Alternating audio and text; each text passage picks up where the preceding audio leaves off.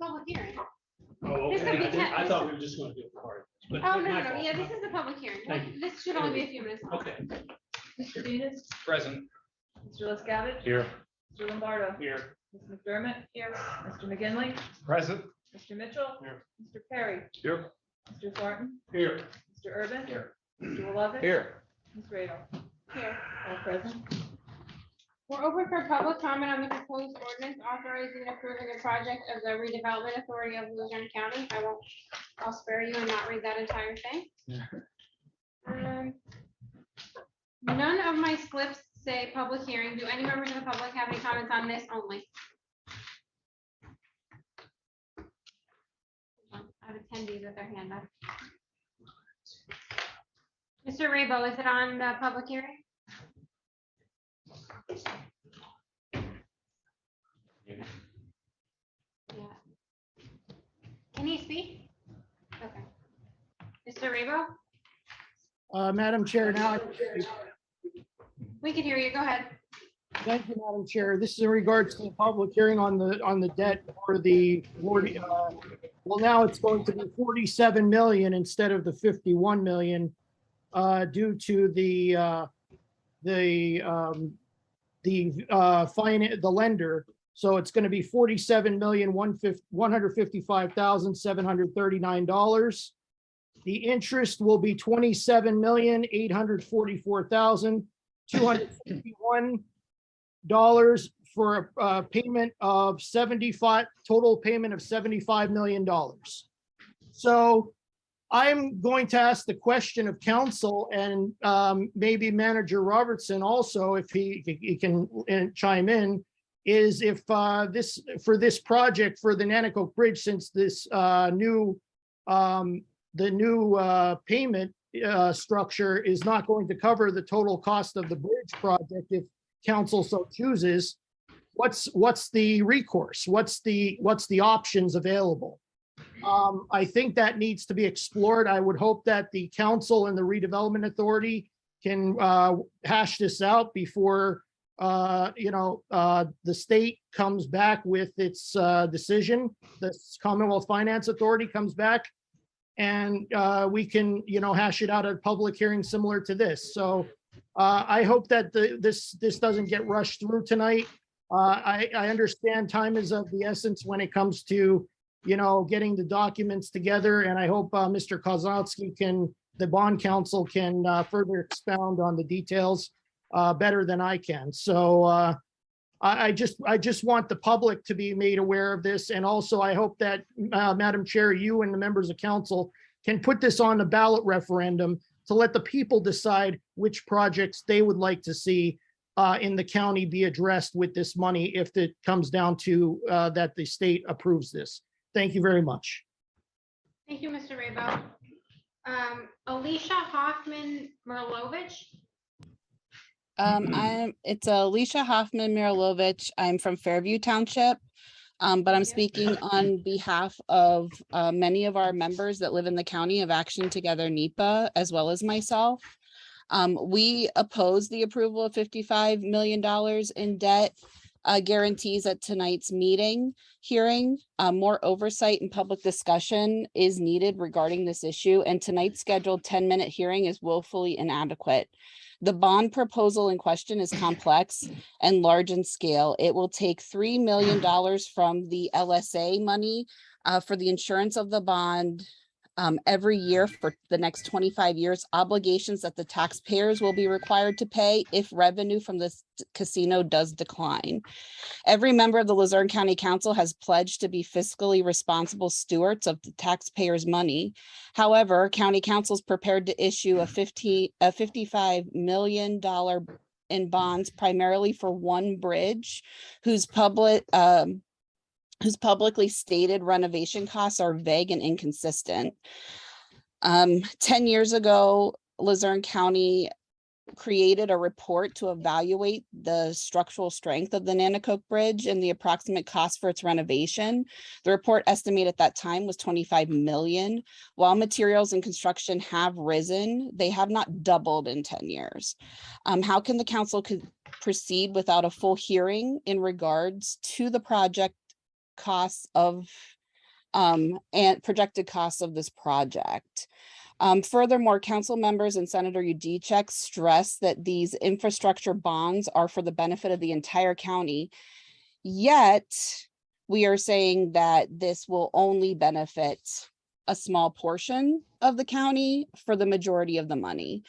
Senator Udicek has publicly lobbied for the use of the funds to upgrade the bridge specifically to facilitate the construction of the Nacero Newport refinery, citing how vital these are. Council members Urban, Lombardo, Walowich have said that they have no sense of security of the project. And this indeed is actually seen. If you do an investigation of Nacero's sister project in Odessa, Texas, you will find that they have already postponed building it multiple times. And earlier this year, Nacero informed the city of Odessa that Bechtel had terminated its partnership with the company, and they were the major investor and contractor.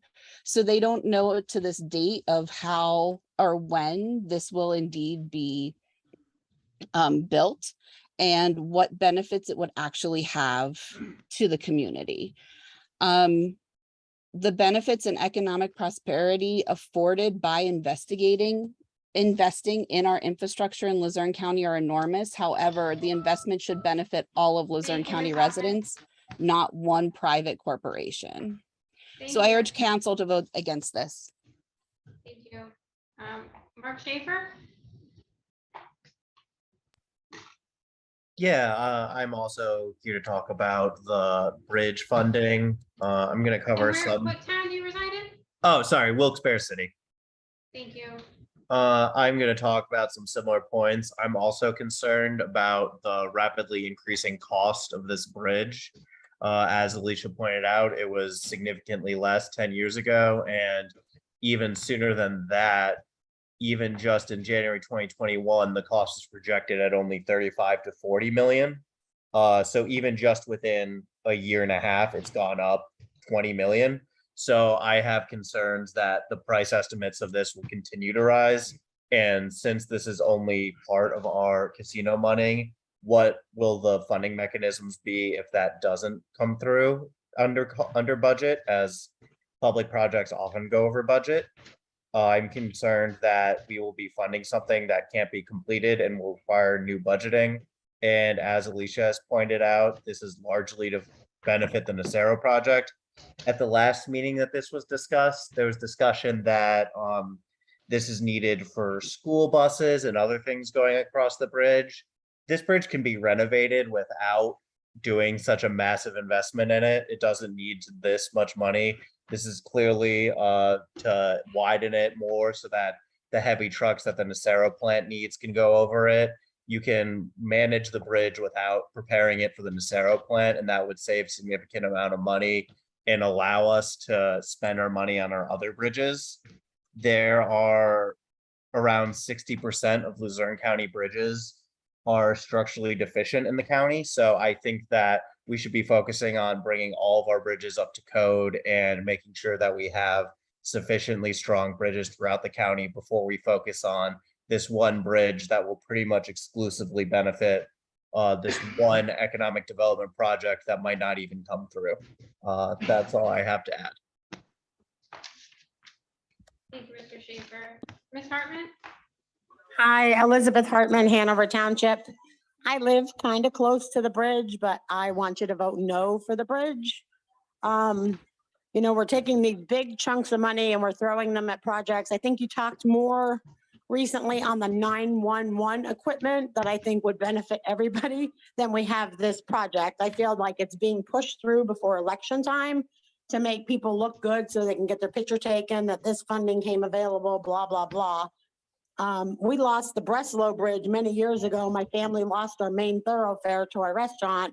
I just feel like this is a waste of money and we need to like take our time and think what we're doing with the money and how it can help all the citizens of the county. I haven't heard anybody bring anything to the table for children and youth and the children of our county yet. And you saw the special needs playground that was over in Kirby Park's already been vandalized. So let's try to focus something more on children and all of the roads, not just this one bridge to be a political statement for somebody. Thank you. Thank you, Ms. Hartman. Any other members of the public? Hearing none, do we have a motion to adjourn? Motion adjourned. Second. All in favor? Aye. Abstentions, opposed? The public hearing is adjourned. We'll move right into the voting session. It's 6:21. I'm going to call the voting session to order, but I asked before we stand for the Pledge of Allegiance in a moment of silence. This past weekend was the 21st anniversary of 9/11. So I asked that we dedicate our moment of silence today for those we lost that day, the first responders, and all affected by the events of 9/11.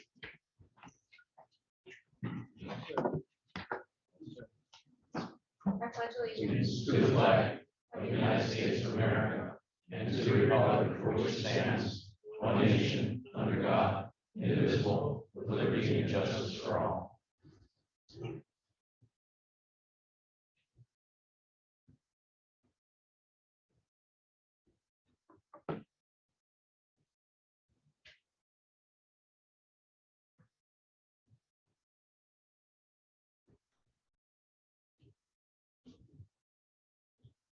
Thank you. Roll call, Ms. Lawrence? Mr. Bean. Present. Mr. LaScavitch. Here. Mr. Lombardo. Here. Ms. McDermott. Here. Mr. McGinley. Present. Mr. Mitchell. Here. Mr. Perry. Here. Mr. Thornton. Here. Mr. Urban. Here. Mr. Wilovich. Here. Ms. Radel. Here. All present. Before we get started, I'm going to turn it over to Mr. Robertson for just a moment. Thank you, ma'am. Citizens and council and those who are out there. Sunday, I attended a 9/11, I was at church and we had a 9/11 service there. And I've given all of you placed on your, this is courtesy of 44th United Methodist Church. I've asked our three representatives of our first responders, they're sitting on the front row. I thought it appropriate, and I was going to personalize this a little bit and maybe try to, for those of you who are over 40 years of age, and that's a few of you in the room or close to it, you remember exactly where you were on that morning. And why it's always will be important to me is a week before, I was with the United States Army assigned to the Military District of Washington, working out of the Pentagon. I left Washington, D.C. on 7 September 2001. The senior guy that was killed in the Pentagon attack, his name is Carl Maude, Lieutenant General, United States Army. He was my boss.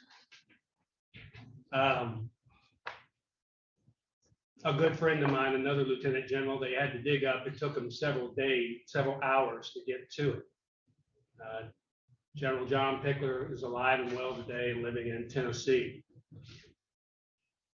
But it's not about the Pentagon, for me it is, but it's about the 3,000 men and women that lost their life that day, because I came back to the United States in duty. I had been assigned to Europe, and I was sitting in a brigade headquarters in Europe, an Army brigade headquarters, about 1:30 when we started getting word of a second hit. I had specifically asked to go to Europe because that's a good place to be for an Army officer. You do a lot of cool things, but there was not a war. So my entire time in Europe never looked exactly like what I thought it would when I was sent there, and my wife's. But I would like to impress upon you just in 1 second, maybe from an older guy. When I came back a couple months later on duty to Washington, D.C., and through, what I remember is flags everywhere. And so do you. You remember on TV how we were all united, how it wove itself, it being the attack, into our psyche. We were one nation. We didn't talk about race or color or creeds. We didn't talk about politics. We talked about being one nation. And that's always been impressed to me because I just am saddened to see, in some contexts, 21 years later, where we stand, and understandable. So I just wanted to spend 1 second and thank you, ma'am, and thank you, sir, for supporting this. The three people there up front, when there's a problem, they rush into the problem while others are leaving. And whether they wear a uniform or they wear civilian clothes, each one of them are on the front lines each and every day to protect us, along with fire and police. And I think we owe them a lot more, and we tend to forget sometimes how important that is and what we've been through.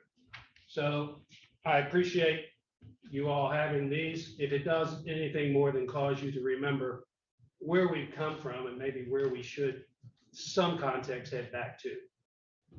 Thank you. Thank you, council. Appreciate it. Or, Thank you, Mr. Roberts.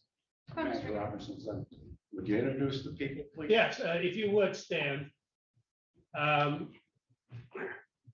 To my left, this is Miss Morgan, and for those of you who are in the room or may not know her on TV, Miss Morgan runs our Emergency Operations Center.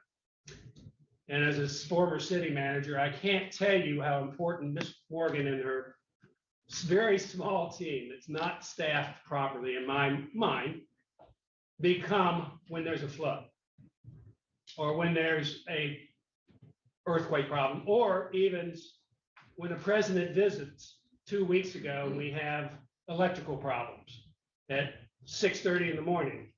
What's happening? It's her and her troops. We couldn't be more blessed to have her. Thank you, Lucy. Thank you.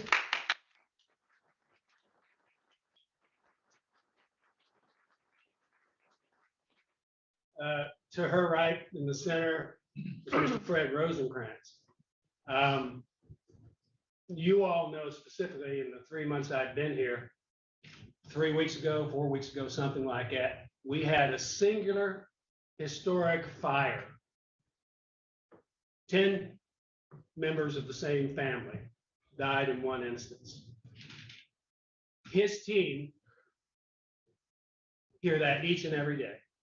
Not 10, thank God, but they hear thousands and thousands. And when we are at our worst moments, it's his people who have the wherewithal and the foresight that help them through their worst moments. And I can't express to this council enough the kind of, what I talked to you in the back rooms there, the kind of leadership. It's not about money. It has to be, I understand that.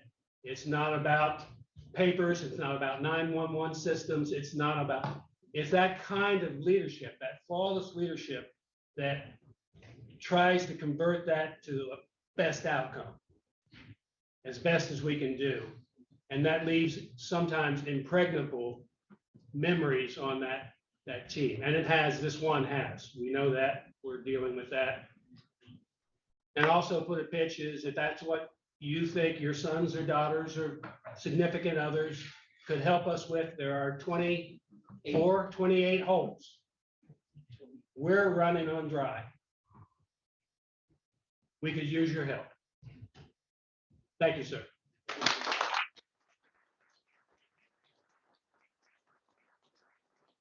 This gentleman, the one that gets to wear the stars, I envy stars, so is a hero because 90% of his work is just kind of there as you come in the front door. And it's that 10% terror that he has to be prepared for, and his troops have to be prepared for. And they have to be watching out because in the back of the room, they're the same ones. They're our front line of defense in every facility that we have. But not only doing that and making sure that the other administrative things from sheriff auctions to transporting prisoners is done safely, properly. But tonight, I think it's about that first response and always being prepared to make a sacrifice, to run toward the sound of the shot, not away from it. Chief, Sheriff, thank you. God bless.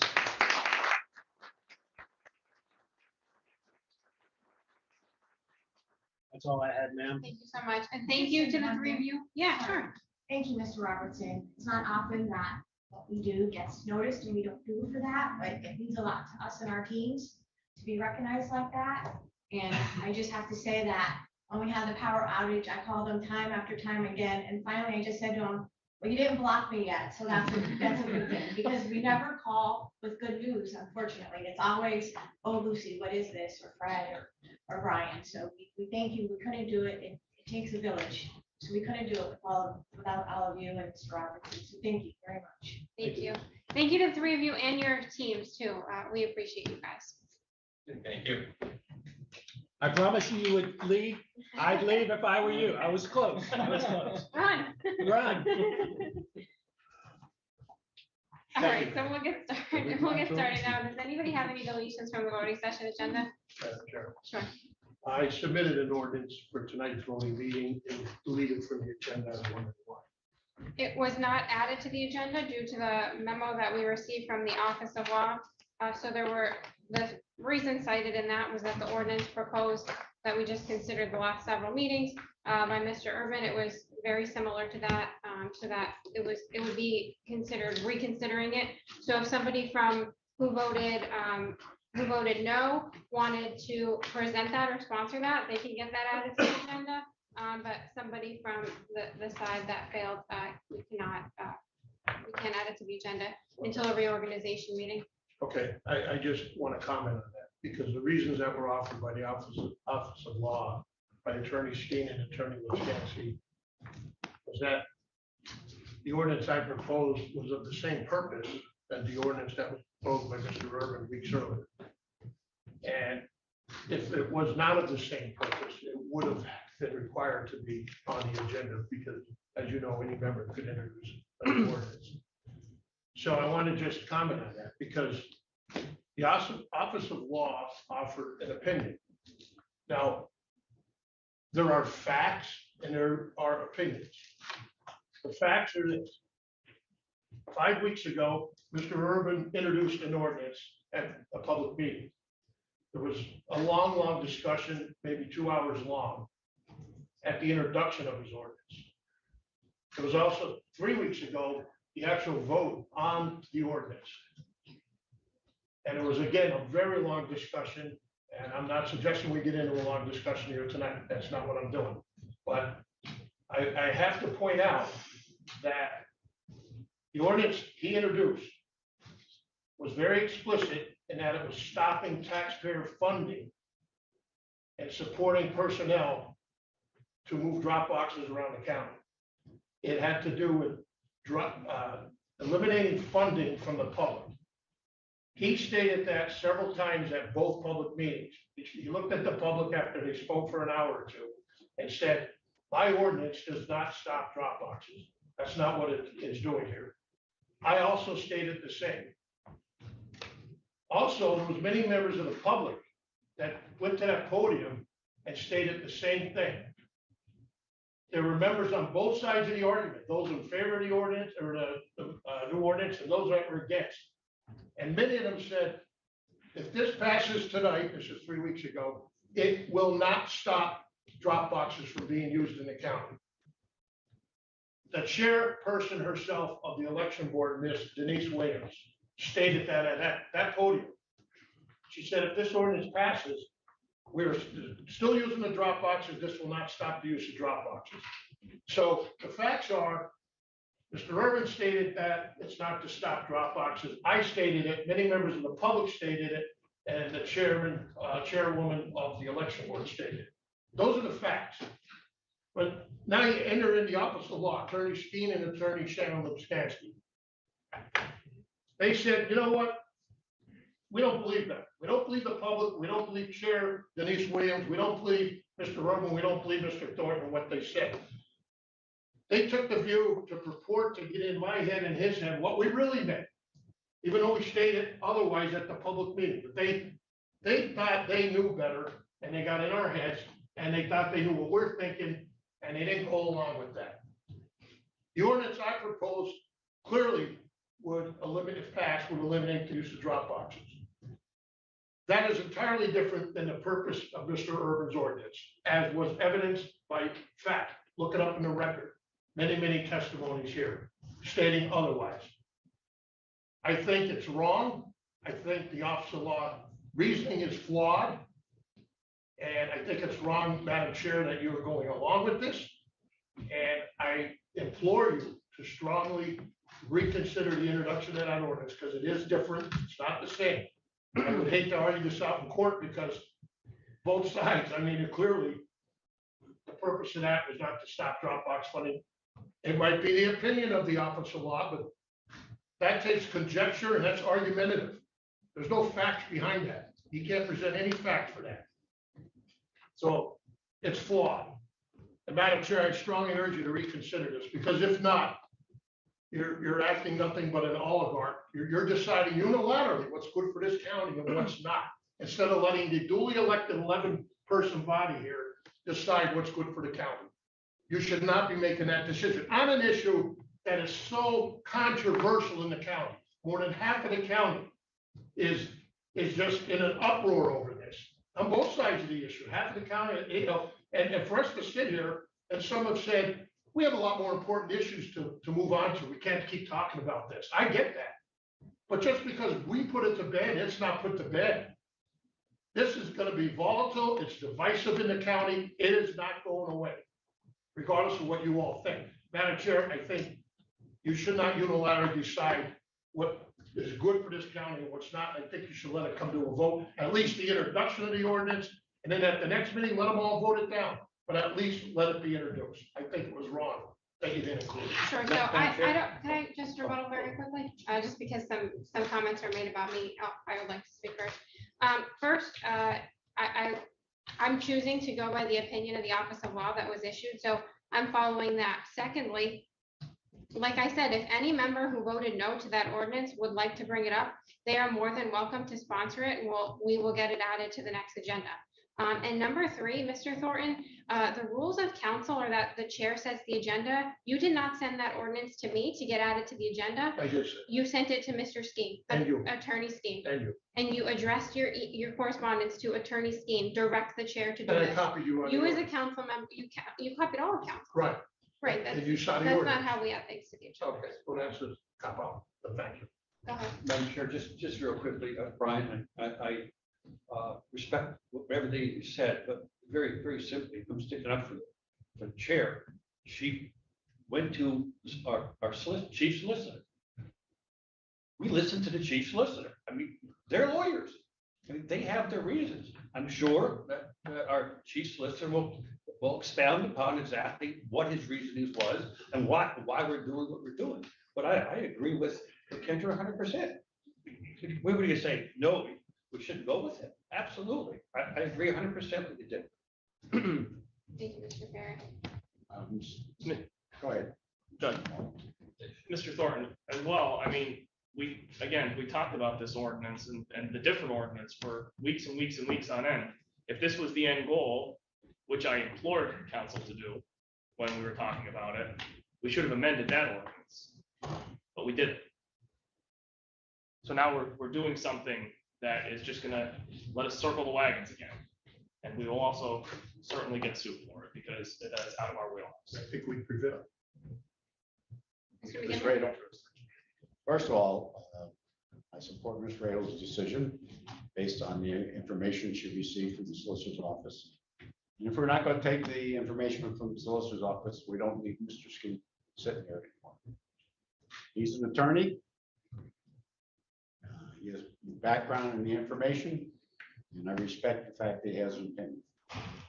Number 2, I think we all agreed, even with Mr. Urban, the election board operates the election, and they made a decision about drop boxes. Not the council, the election board. And I think that's where the decision has to fall. Number 3, Mr. Lombardo made a statement which I think was very correct. And there is a way in which you can move forward with this. You support your candidates, you look forward to the legislature making changes. And the changes are made and they're passed and approved, and the changes are there in place and the election law has changed. But now, at this point, that's the case we're at. And we have, what, 8 weeks today, I think is the election. For the Bureau over there to be working very hard to get the election done in the proper way, as clean as possible. So we have as few errors as possible. Make a change now with 8 weeks to go. That's not the right time.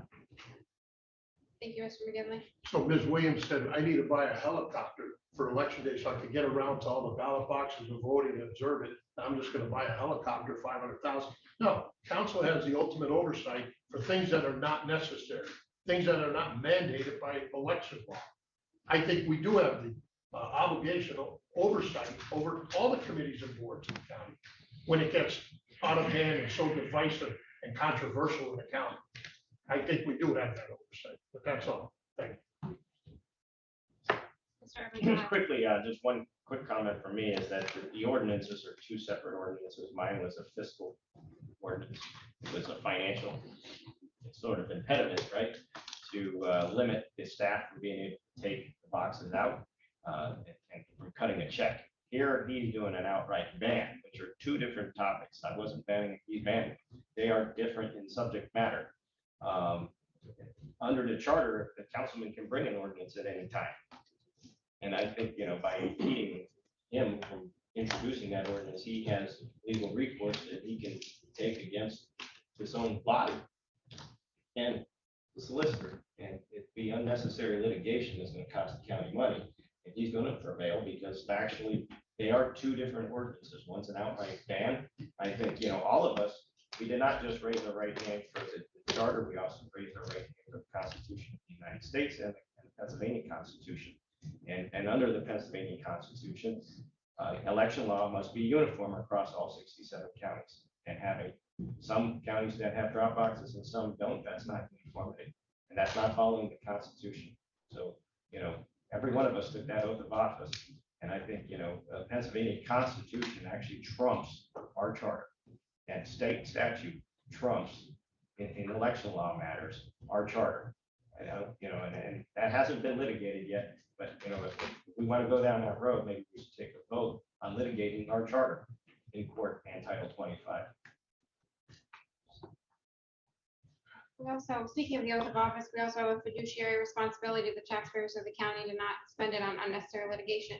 Since this isn't on the agenda, we'll move on to the items that are on the agenda and we'll have public, we still have to have, are there any other deletions from the agenda? That's your adopted agenda. Second. All in favor? No.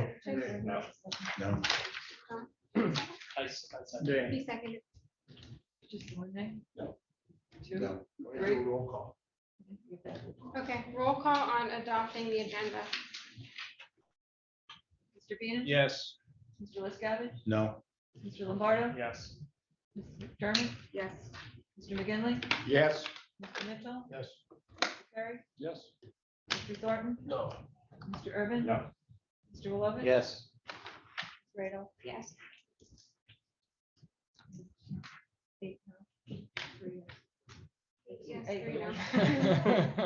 Okay, we don't be going home. Okay, the agenda is adopted. So we have public comment on voting agenda. Okay. All right, do you want to announce the executive session then? Before today's meeting, we have an executive session concerning personnel. Thank you. Okay, so now we have public comment on voting session agenda items. First, I have Mr. Knapp. Madam Chair, non-agenda items. I'm not going to mention anything. Okay, sure. Controller Griffith?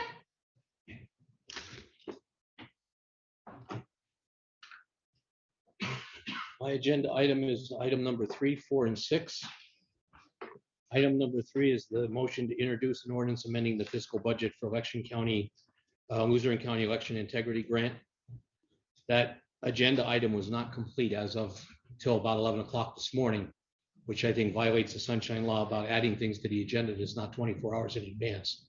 There was no expenditure side to that equation for that particular ordinance. I think it's disingenuous for us to put things on the agenda for the public to comment on if the information is not there for them to comment. And so unfortunately, that agenda, and I know it's only to introduce the ordinance, so I don't really, I'll trust the solicitor to give his legal opinion about that, because it is to be introduced, not to be actually passed at that moment. It may not be a big deal to just introduce it without all that information in the agenda. I just want to point that out to council, that was not put on the agenda in time for public to comment on it. Item number 4 is the motion to adopt a resolution confirming the appointment of a division head, operation services. I spoke at this podium when we did the same issue with the administrative services head. Our charter is clear. Our preamble is clear that the people have a right to speak on things that were going to happen in this body on deliberation. The ability for this council to not put the man's name in the ordinance or resolution is not the right way to handle business in this county. We have transparency issues the way it is. The last thing we need to do is allow people to not be put on the agenda for the regular public to come in and comment on for somebody who we're paying $90,000 a year to. It's not right. There were members of council who agreed with that statement when I made it before. This council needs to make a statement that says they are not going to approve this resolution until it's made public, so the people have a right to speak on it.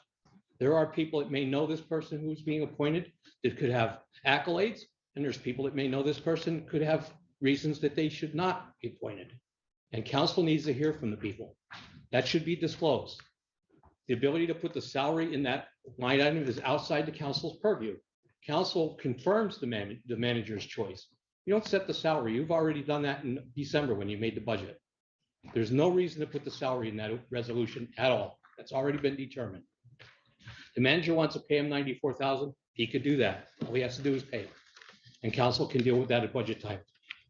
And item number 6, or I'm sorry, item number 4 is the, item number 3, I think, is the one to introduce for the, which one am I on? 6, I think I'm on 6. Thank you. Item number 6 is the issue with the budget transfer for the salaries for division heads.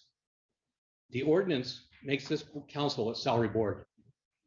Clearly, it's a salary board, because I don't remember the manager ever asking for a raise for his division heads. So now council's going to ask for an ordinance to give division heads a raise. What's next? Some other department head that may need a raise, that has somebody on council, can make an ordinance, change his salary. That's clearly a transfer, not an ordinance. Thank you. Daniel Kurz.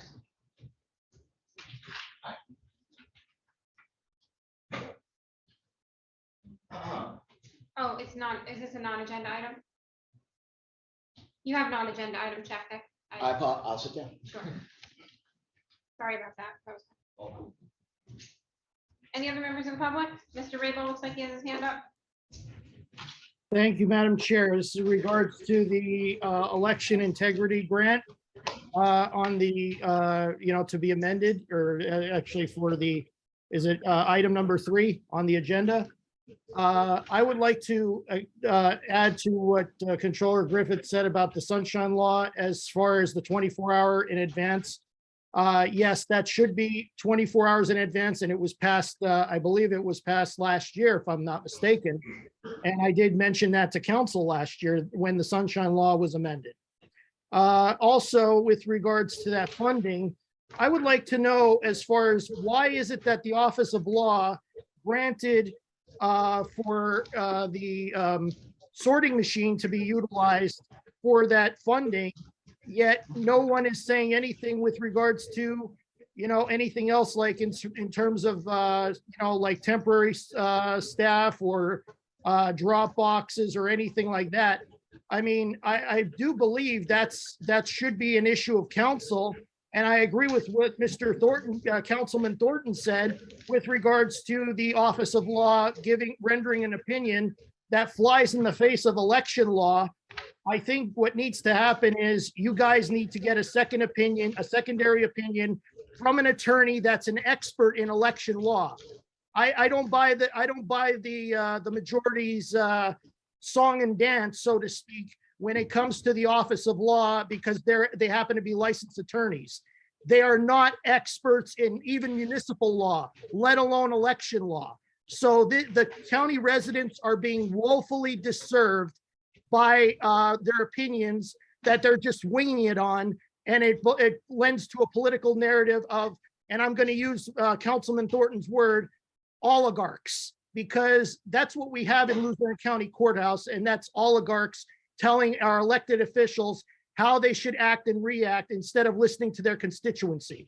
So, Madam Chair, I would actually concur with Councilman Thornton that, and also the other members, and also the public, that you should allow the ordinance to be introduced, and also with the funding as well. Thank you. Thank you, Mr. Rebo. Ms. Hartman?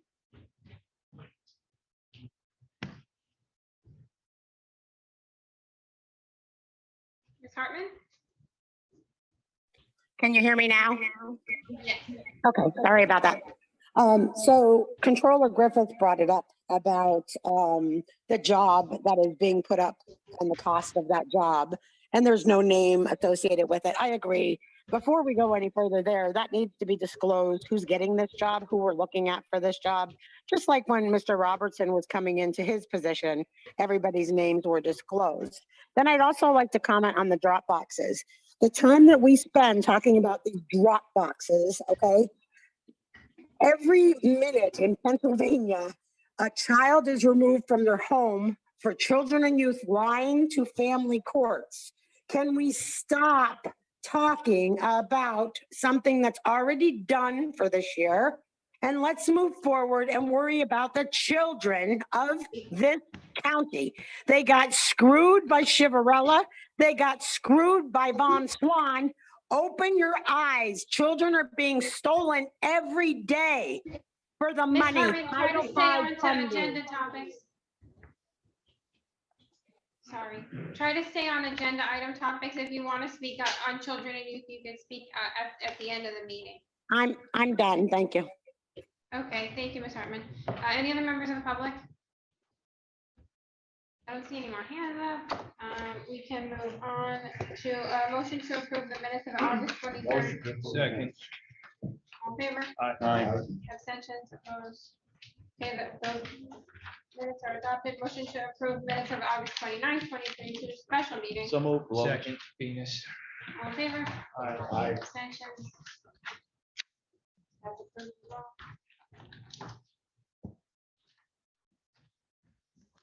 We have the first agenda item, number 1, motion to adopt ordinance authorizing and approving a project of the redevelopment authority of the county of Luzerne, authorizing and directing the incurrence of lease rental debt in the aggregate principal amount not to exceed $55 million pursuant to the act of the General Assembly of the Commonwealth of Pennsylvania. So moved. Second. Roll call. Mr. Lombardo and then Mr. McGinley. Mr. LaScavitch, No. Mr. Lombardo. Yes. Ms. McDermott, Yes. Mr. McKinley, Yes. Mr. Mitchell, Yes. Mr. Perry, Yes. Mr. Thornton, No. Mr. Urban, No. Mr. Wilovich, Yes. Mr. Venus. Yes. Ms. Radel, Yes. 8 yes, 3 no. Motion passes. Number 2, motion to adopt resolution authorizing the additional use of American Rescue Plan Act funds to make roof repairs at the Luzerne County Correctional Facility. Motion. Second. On the question. Madam Chair, I become a little disturbed that we continue, and I know there's issues over there at the correctional facility because it's very, very, very old building. But we continue to keep throwing good money at a very bad infrastructure. And I've asked several times here for updates from Mr. Robertson. Maybe you can comment tonight on where we're at with this big feasibility study of how we're going to go into a new prison somewhere. Are we anywhere with that? Again, I think I've said it several times with council. We will bring that forward at the budget, because to do that, I'm prepared to talk about the roof. I have not had one question on the roof since I've been here. I brought our experts in, but as it relates to the study, and I absolutely agree with you, how much do you spend on a 100-year-old facility? The way forward that my understanding, the council challenged our prison director, our finance officer, and me is to bring subject matter experts who understand penology, new facilities, and maybe, Mr. Kovich, when you speak, you can speak to a further update, but we checked 3 hours ago. He will ingrain that into what prospective costs are in the next budget. And then we can do the RFP, which I think you've already got some models, correct? Right. To go to the world and say, if you are in the state of the art in designing prisons, we'd like to hear from you. What would it cost to either A, use the existing facility, expand, remodel? Okay. Go down range a few miles, build a new, considering all the political aspects of each one, because certainly building a new prison in somebody's backyard is going to be a challenge. So we need people who know that, architects, engineers, environmental scientists, airflow systems, and penologists. And there's no one on the staff who comes close to that. Okay, and Madam Chair, I have a second question on this item. I was reading through the contract information.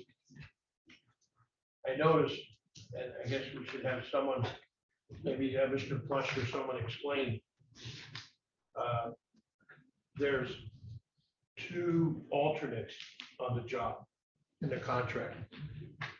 Alternate 1 providing a lump sum price of $274,000, which has to do with water repellent, waterproofing of the parapet walls. Alternate number 2 is an additional $299,000 to perform existing stone coping, cap removal, and installation of new wood blocking. Now, we initially had a price of 700 some thousand for this job. In the last meeting, they said, no, we made a huge error. It's going to be more than double that. We got to add another 800 some thousand. So now we're up to 1.5 million. Do these alternates, are they included in that 1.5 million, or are they additional items that could be added on, making it more than $2 million? That's what I was wondering. So Mr. Kovich, speak to Want that? me to, if you would be so kind, yeah, with the 2 of you. Good, okay. Mr. Thornton and Mr. Lescavas specifically, you came and visited me last week, and you asked for more details on this. I thought it appropriate to have our subject matter expert come and talk. He'll give you a little, for all of us who are new, because I heard it for the first time this week, because I'm new too, and as you are too, only 8 months. His background with the county, his experience, his skill sets, and more importantly, I don't recall anyone saying, ooh, we made a huge mistake. I think what I recall, okay, yeah, okay, thank you. Because what I recall is the scope of work has changed. So we went from an apple to an orange. That is different. So, Mr. Berkovich, I'll let you make the introductions and then we'll go from there. Okay, to answer the first question, wouldn't be 200 and some million. The total cost of the project with the base bid, the first and second options that are needed, the total cost would be $1,532,000. And that would be to stop the water from infiltrating the system in the tower, as well as the portion of the prison that's 150 years old. So that would be total water from all the roofs being stopped. Now, today I have Mark Sobeck, who is our consultant on this, not just the prisons consultant. He has been the consultant, as I said, I know for at least 25 years. There was also a question about, well, if the price of this goes up, then they make more. This has been, his services have been bid out through the county for at least 10 years with an RFP every 2 years or every 4 years. And that's the way that the county had asked for that to be structured. Not that I do that personally, but the engineering department does that for the county. I'm sure Mr. Sobek can elaborate on that, as well as what is needed for the prison and the reasons for them. So I will turn it over to Mr. Sobek. If there's any questions for me at the end of it, I'll be happy to answer those as well. Hi, thank you. I have a PowerPoint presentation that I'd like to show that'll sum it up for you. I understand your concern putting $1.5 million into a building. It's 150 years old. I totally get it. The alternative is $5 to $10 million to tear everything down, start all over. We're trying to put a waterproof shell over the top of it that's breathable. It'll dry the walls out because they're in danger right now. They're getting so old and so wet. So if you could information. So this is a prison building that you know. Next slide, please. So this is an aerial view. So I know you're quite a distance away. Anybody wants to walk up and take a look, but everything red, they're the two cell blocks. And around those two ovals or rectangles, the base bid was what we were assigned at the beginning to design a waterproof covering for the inside made out of sheet metal and so on, breathable, waterproof, and then go over the top to make it waterproof. But the face, as you'll see in the videos, leaks like a sieve also. So let's get an alternate to put a skin on the outside to make that shed water and let it breathe. And then they said, now we got coping stones falling off the building and all the other areas that were part of the new addition from 40 years ago, which, by the way, I roofed this building 40 years ago when it was done, and it's still the same roof, so it was well done. But anyway, so it's the masonry that's falling apart. So that shows you where the scope of work is. It's a lot of work. Okay, then, but you're preserving a big chunk of this building. So next slide, please. This is just, we'll go through these slides, you know, maybe 5 seconds each, just showing you the way the masonry is just falling off the tops of the wall. So this is not a roofing job. This is a masonry waterproofing job. Next slide. Next. And when the water gets into the coping joints, it gets into the walls and breaks them. Stop there for a minute. This is what's going wrong on the cell blocks. Many, many years ago, they waterproofed the inside of the wall, not understanding the wall has to breathe. So as the moisture is escaping the building, instead of going out into the atmosphere and venting off, it gets blocked and it can't vent through the back of the wall. So when we cut samples out of that wall, it was soaking wet behind it. And everything is soaking wet, as you'll see. Next slide. This is a sample cut out of the wall, and the water was running right out of the wall. That's how wet it is from not being able to breathe. This is some of the damage inside. It's getting so severe. Eventually, it will cause problems with the supports over the windows, the lintels. If they rust enough, you could have a collapse. I'm not here to scare anybody, but I have to bring it to your attention, like that building in Florida where they didn't bring it to their attention and the building fell down. Something has to be done to stop this constant water infiltration. Next slide. More damage. Next slide. See, it's corroding out over the windows. Mr. Sobek, correct me if I'm wrong, when we went through this, and maybe you'll hit it too, these are some pictures from just a couple weeks ago. Yes. This, as you all recall, we had a very significant water event about a week and a half, 2 weeks ago. It poured and then it rained a little bit the next day. These are timely pictures. This is your prison today. And it's been leaking for about 10 years. Okay, next slide. This is the video that shows what's going on and the water coming in.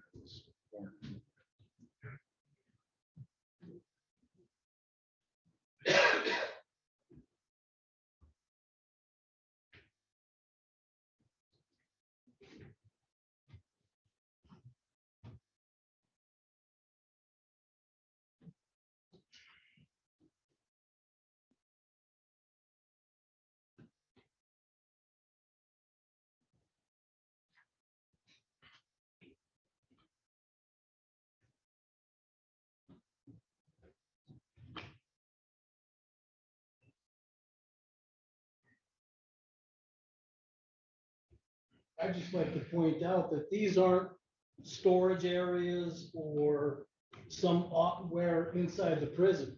They're actually the cell blocks. In the first video that was up there, I showed the inmates, or at least the cells, And so are most of those pictures. There was only one picture that was a office. We didn't show in this video our library where we have garbage cans that are filled with water from how often they're leaking, or other offices where all of the tile blocks are falling down from the water that they receive. We've gone to using plastic tiles on the light. The lights are dripping the water because it's finding the path of least resistance. And through the plaster, when they drill to wire it, they put a hole there. The water is finding that, dripping into the lights and then dripping into the buckets that we have or the areas. One of the potential problems with that will be inmates slipping on that water and potentially leading all of that ends up with an injury. So to back us up on this, last March, we brought in an expert from WJE with Jenny Elsner Associates, a national firm, one of the top firms in the country, and a structural engineer by the name of Jason Coleman, who specializes in masonry restoration. And his report specifically recommends tearing down all the parapet walls to the roof line and rebuilding the metal plastering and so on. Nobody did an estimate on that, but I roughed it out between $5 and $10 million. So that would be a rebuild, or we can skin it for a third or a fourth of that and make it breathe and make it waterproof. Now, when it's covered with metal panels, it's not going to win any historical awards, but I don't think you're trying to preserve this building for historical reasons anyway. You're just trying to make it safe. So then, so that report is available for anybody, but it goes on and it gives the other option in here of doing the metal, which we call rain screens. Okay. So the next slide.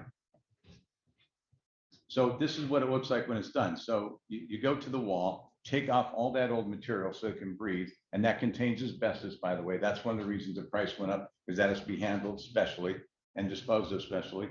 And then you go across the walls with galvanized hat channels and put the rain screen on the wall. That's part of the base bit, and the coping cap that's on top. Next slide.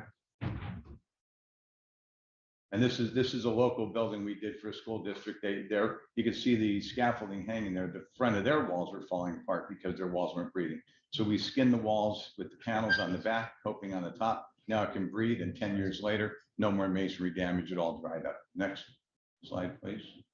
Okay, this is an example of how it goes up the walls, and the coping cap goes over the top. So everything is permanently waterproof. These panels are made out of aluminum, so they're not going to rust. They could be there for the next 1,000 years. I don't think the building will be that long, but they are really, it's a well done procedure, and it's, like I said, way less than tearing down and rebuilding. Next. And just another close-up showing what it looked like. Another one. Okay. Now you have other buildings around the county, just to show our involvement. I'll be very brief, but these are just some buildings showing that we did similar work to try to waterproof these buildings. So next slide. This is down at the 911 building. Their coping caps are failing down there. On the right, we had all those taken off, new caps made for that, so that building doesn't deteriorate. Next slide.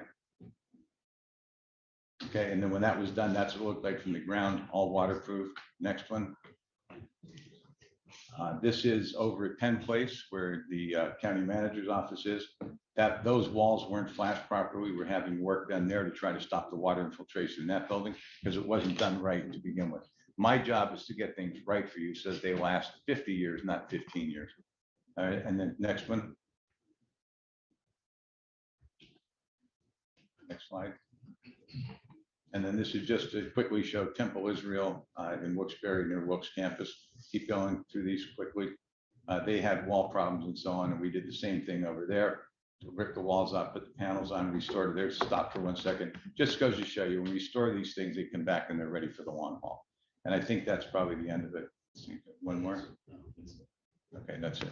So that's the extent of the project. And again, I sympathize with you having to make a vote on $1.5 million into a very, very old building. But after 10 years of leaking, there's really no choice. And I'll be glad to take any questions. So you said that they waterproof the interior wall, the interior side?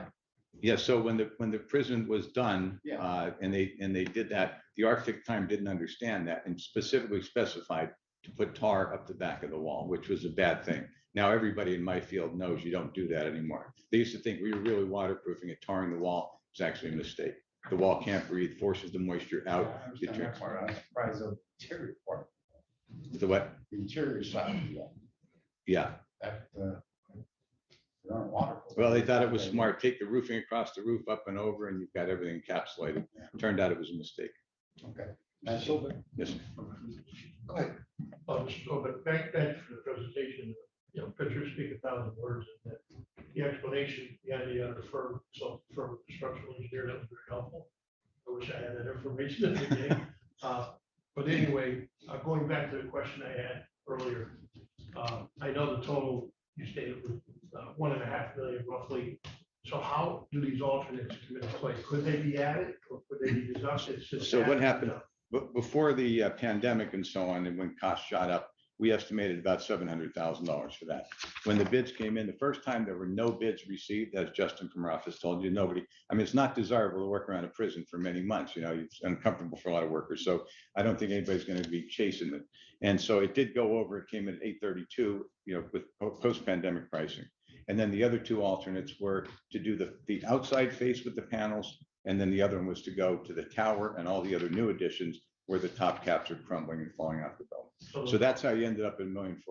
Oh, so those alternates are going to be added. They're in that number. If you approve them, and I hope you do, it will be $1,405,000 for everything. Oh, I see. Okay, so they're included. Because Right. I looked below those two ads, $18 a linear foot for masonry joint repairs. And then there's the item, $500 per linear foot. Yeah. I know typically in these proposals and bids, there's an engineer's estimate of how many feet at But $18. see, that won't happen if we skin everything, we don't need it. If you only elected to do the back and the top, then they'd have to cut and point the front and hope for the best. So that would be a point, $500 per linear foot. Right. Can't go up to It's- like 1,000 linear. No, it's all going to be covered under this. $500,000. No, we don't want that. All right, good. Thank you. You're welcome. So, but one last question, and maybe I missed it in here. What kind of warranty do we get when this project is finished? There's no manufacturer's warranty available on metal panels, but the roofing contractor who's going to do it, will give a 2-year guarantee on it. But you really, this material is so tried and true that it's really, you're not going to have any problems with it, but it will be a 2-year warranty instead of like just a standard 1-year warranty. And I'd like to say that the low bidder C&D waterproofing from Wilkes-Barre is excellent. We work with a lot of contractors. We work over the entire country, and they're in my top 5 in the whole country. They're so good. They'll be a pleasure to watch them work around this building. They're that good. What is the final cost? Go through with alternatives and put. Okay, $1,532,000. Okay, so that, because we talked about over $1 million. You just say over $1 million with the two alternatives? If they tore the walls down, If they tore the wall. if they tore the walls down, that'd be 5 to 10 million. 5 to 10. I thought you said $1 million with the alternatives, but maybe I. No, 5 to 10 million. And that would be a big, long and messy job Absolutely. on a very old building. Any other council members have questions? Nothing quite. Mr. Wilson? When I have the numbers in the ordinance or the resolution says 1,535,000.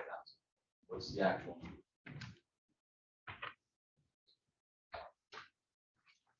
$1,535,000. I did say 32. It is 35. 32 to 35. Because there are other things in there that we're not exactly quite sure, but they're not going to be. I was concerned. It's 2,000, 1,535,000. My last comment on it, I understand the concern of, as you said, putting money into a building this old. However, once this is done, and if the prison would move or whatever would happen, the main part of that facility is post and beam, which means that everything could be reconfigured inside of it if the county would want additional offices or whatever that they would want to do with that building if we weren't there. We've seen what happens to a building when the roof is bad. That would be the juvenile facility. Perfect example of it. The roof wasn't taken care of, and now the building is in very poor condition. So. Mr. Irvin? Just a quick comment, and this is management and employees, a word of advice, don't wait 10 years to come to us to ask for repair, just common sense, will tell you, the longer you wait, future. You know, I mean, you're talking public safety, professional safety of all your employees, the inmates. It's kind of an atrocity that we're hearing this 10 years, too late. If it's starting to leak, nip it, let it real quick come to us. I think it'd be a little bit more reasonable. You know, costs go up in the future, they never go down. I was on council 10 years ago, heard nothing about any leaks back then. I think Mr. McGinley was here too, and I think we would address that. You know, I mean, that's a reasonable request. You know, I mean, we probably could have put in the capital plan back then and have taken care of. So please, you know, I mean, we're not bad people up here. I mean, yeah, we expect results. We expect coming with a budget. But, you know, this is a reasonable request. And, I implore that all your, and Mr. Robertson, that all your staff, if they see something, say something. You know, not wait till the future when it falls. Part becomes a conversation issue to come to us. Part of these one-on-one discussions that I mentioned with you, council, since I am new here and since many of you are new, is to maybe give you a full deep dive of what we know. Because I understand your position. No one likes to pay more. I got it. I don't. I'm a citizen here. But at what cost? Because we are paid. You pay for it in services, you pay for it in staffing, you pay for it in any number of ways. It may take longer. So we hope to share some of that we do know, that I've been able to peel back the onion in 3 months and just say, you have situational awareness, so you know. Thank you, man. Thank you, Mr. Robertson. Thank you, Mr. Rakovich, Mr. Sobek. If we could just make sure we get this PowerPoint emailed to us, just so Sharon can post it to the website, if you don't mind. Thank you. Thank you for your time as well. Okay, so we have a motion and a second. Can we have a roll I call would vote? like to make an amendment if I may. Sure. I mentioned this during the work session that we talked about this project. I would like to see 50% of the new money that we're going to sign, $800,000, come from the capital fund. And the remainder will come from the American Rescue Funds. 80% of the additional money, the new money. Additional, yeah, 750 was already Oh, 50%. signed. I'll second. So just for clarification, the numbers, the original 700,000 was 750,000, that's already been signed. ARP money, is that, Yes, I believe so. and what's the new 50/50 on the new 800,000? Yes, Okay, I didn't hear 50/50. yeah, half of what they're proposing here to do the additional work. Okay, so we have this, that's a first, we have a second, oh, Mr. Rolovich. Okay, so we'll have a roll call vote on just the 50% of the new money coming from the capital plan. So roll call. Lombardo, Yes. Mr. McDermott? Yes. Mr. McGinley, Yes. Mr. Mitchell, Yes. Mr. Perry, Yes. Mr. Thornton, Yes. Mr. Urban. Yes. Mr. Willoughby. Yes. Mr. Venus. Yes. Mr. LaScavitch. Yes. Mr. Radel. Yes. Unanimous. Okay, so the amendment passes. Now we'll have a roll call on the motion with the amendment. Mr. McDermott. Yes. Mr. McGinley, Yes. Mr. Mitchell, Yes. Mr. Perry. Yes. Mr. Thornton, Yes. Mr. Urban. Yes. Mr. Willoughby. Yes. Mr. Venus. Yes. Mr. LaScavitch. Yes. Mr. Lombardo. Yes. Ms. Radel. Yes. Unanimous.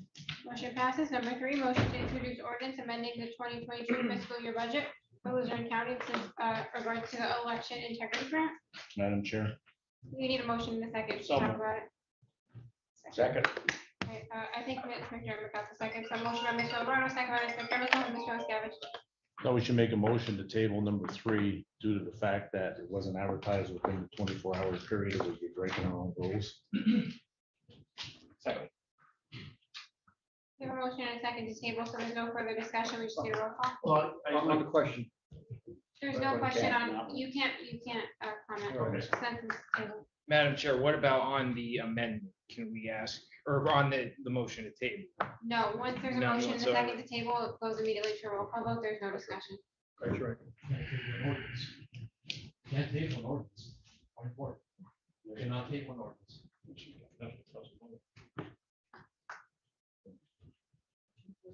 So Mr. Urban has a motion to vote. Well, let's do it this way. Mr. LaScavitch, would you like to change your motion to? I'll make a motion postpone. And who was the second? Second. Okay. So now it's to postpone. We can comment on that. No, I'd like to comment if I can, just that I'd like to be consistent here as a legislative body, as Mr. McGinley has often said. You know, the 24 hours for agenda items should always be there for the public to look at, digest, research, and comment if they like. And this clearly was not out there for 24 hours. So that's all I wanted to say about that. So I just want to clarify, quick. The agenda item was posted, just not the attachment. Right? No, the attachment was posted without general ledger numbers. Then, And without the, also the, I'm sorry, the expenditures were also not on there. so just that one section was not on the original. Oh, I see. ordinance This that posted. This added. This came out and this was posted this morning with these numbers and general ledger numbers, but the entire, the rest of the ordinance was online since last Friday. Well, also the expenditures, I don't believe were on the agenda posted Friday. There was an ordinance. There was not the there was no- expenditures, just no, revenue, not expenditure. correct. Well, that's what she's saying, is those were, That section was. not- yeah, she said that whole section. So the financial numbers were not present. Okay, all right, so we have a motion, a second to postpone. Madam Roll- Chair, can we get an opinion on as to whether or not that's significant, or is that change something that has to be on in order for us not to violate the Sunshine Act?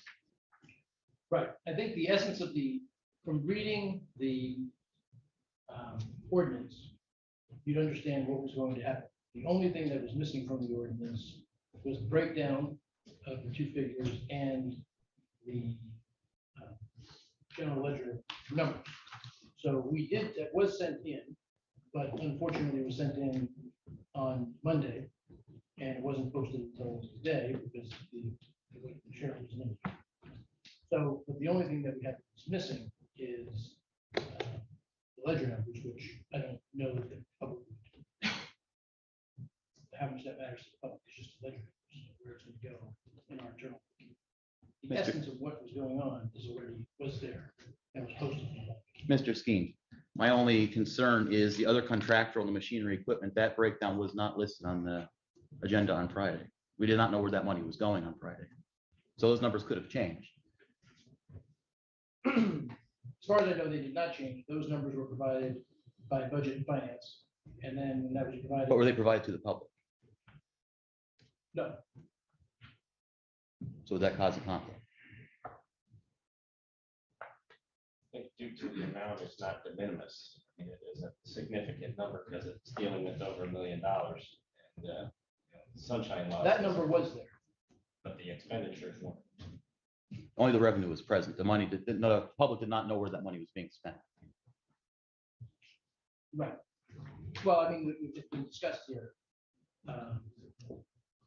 time and time again. So I mean, it was people who were at the meetings, the public, it was posted on the website previously, what the expenditures were big. Also on the question, there's also 9 cents in revenue that's not accounted for in expenditures.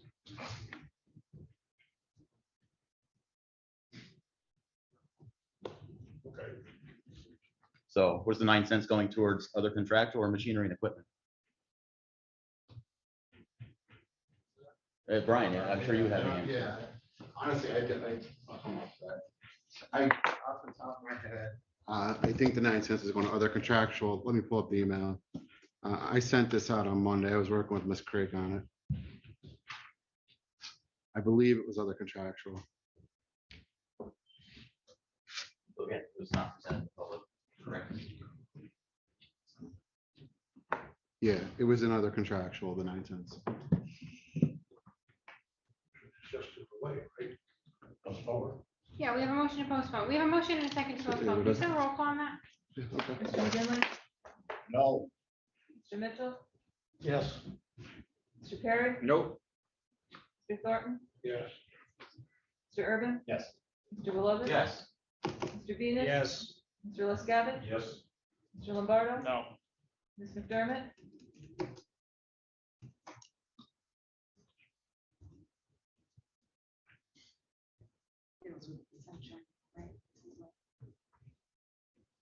Yes. Ms. Radel. No. 7 yes, 4 no. Postpone. Okay, so it's postponed. Moving on. Ms. Radel, Yes. I would like to make a motion to approve that item as presented in our agenda on Friday. we can make amendments to that prior to the final adoption 2 weeks from now. So I make a motion that we approve the ordinance as presented in the agenda on Friday. Second. So just to accept it the way that it was on Friday, the way it was posted all weekend, We also changed 9 cents. that wasn't on there. Doesn't matter. It wasn't, those expenditures We were can on. make that amendment. Just I think an ordinance that deals with the budget has to have a public hearing set. That's before the final, Right, so 2 weeks from now. so you're asking for an introduction. This is the first reading. Is there a reading Friday? No, 2 weeks from now. This is voting. This is the introduction to. We have too much fun. Just an these days. intro to the ordinance that was posted on Friday. Yeah. Oh. Okay. We have a first by Mr. McGinley. And a second by Mr. Lombardo. Can we have a roll call on that? This is for approving to introduce it. To introduce, so Mr. Mitchell, Yes. Mr. Perry, Yes. Mr. Thornton. Yes. Mr. Urban, Yes. Mr. Wilovich. Yes. Mr. Venus. Yes. Mr. LaScavitch. Yes. Mr. Lombardo. Yes. Ms. McDermott. Yes. Mr. McGinley. Yes. Ms. Radel. yes. Unanimous. Okay, it's introduced the way that it's posted on Friday, so we'll make the amendments before the next. Okay, cool. Number 4, motion to adopt resolution confirming the appointment of division head of operational services. Whoever makes the motion can fill in the name.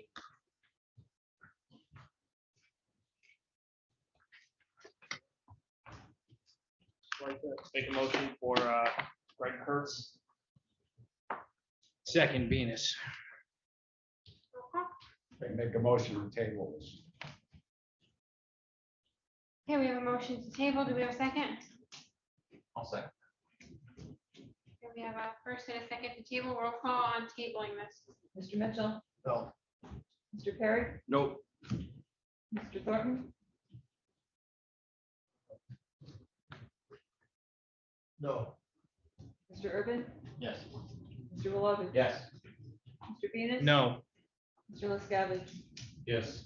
Mr. Lombardo. No. Ms. McDermott. No. Mr. McGinley. Yes. Ms. Radel. No. 4 yes, 7 no. Okay, it is not tabled, so now we have a motion on the table to adopt the resolution confirming the appointment of Greg Kurtz as division head of operational services. I make a motion to amend. the Motion. What would you like to amend it to? I'd like to amend the motion only for the reason of that we have a prepared and passed budget at the beginning of 2022. And this item is in that budget, and the amount budgeted for that salary was $91,087. And I'd like to make a motion to amend this motion to reflect that amount of salary. Second. We have a motion and a second on that amendment. How can we word that? We have the exact amount. It's 91087. 91,087. Okay, so we'll change that number. So it's not in the motion, it's just in the resolution. We're amending that. Okay, so we have a motion and a second. Can we have a roll call on just the amendment to the 91087? Mr. Perry, Nope. Mr. Thornton, Yes. Mr. Urban, Yes. Mr. Wilovich. Yes. Mr. Venus, Yes. Mr. LaScavitch. Yes. Mr. Lombardo. No. Ms. McDermott. No. Mr. McGinley, No.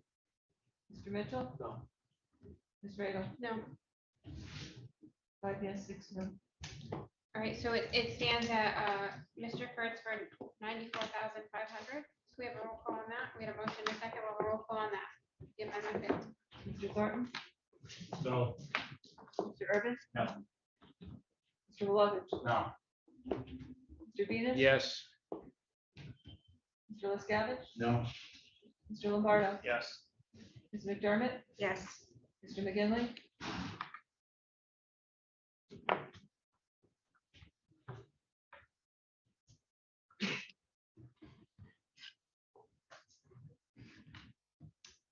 Does have major concerns about the way this was proposed. Don't know the gentleman. First time I met him, it's a evening about an hour ago. Appears to be a fine person. That's why I wanted to table it. I'll vote yes. Mr. Mitchell, Yes. Mr. Perry, Yes. Ms. Radel, Yes. 4 no, 7 yes, 4 no. Passes. Motion passes. Congratulations to Mr. Kurtz.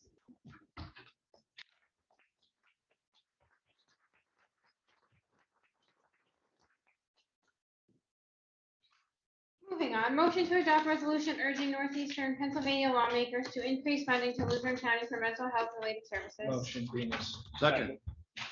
Who was got the second? Second, Perry. Mr. Perry. All right, Mr. Venus and Mr. Perry, roll call. Mr. Urban, Yes. Mr. Glover. Yes. Mr. Venus, Yes. Mr. LaScavitch, Yes. Mr. Lombardo. Yes. Ms. McDermott. Yes. Mr. McGinley, Yes. Mr. Mitchell, Yes. Mr. Perry, Yes. Mr. Barton. Yes. Ms. Radel. Yes. I was wondering, is that approved as well?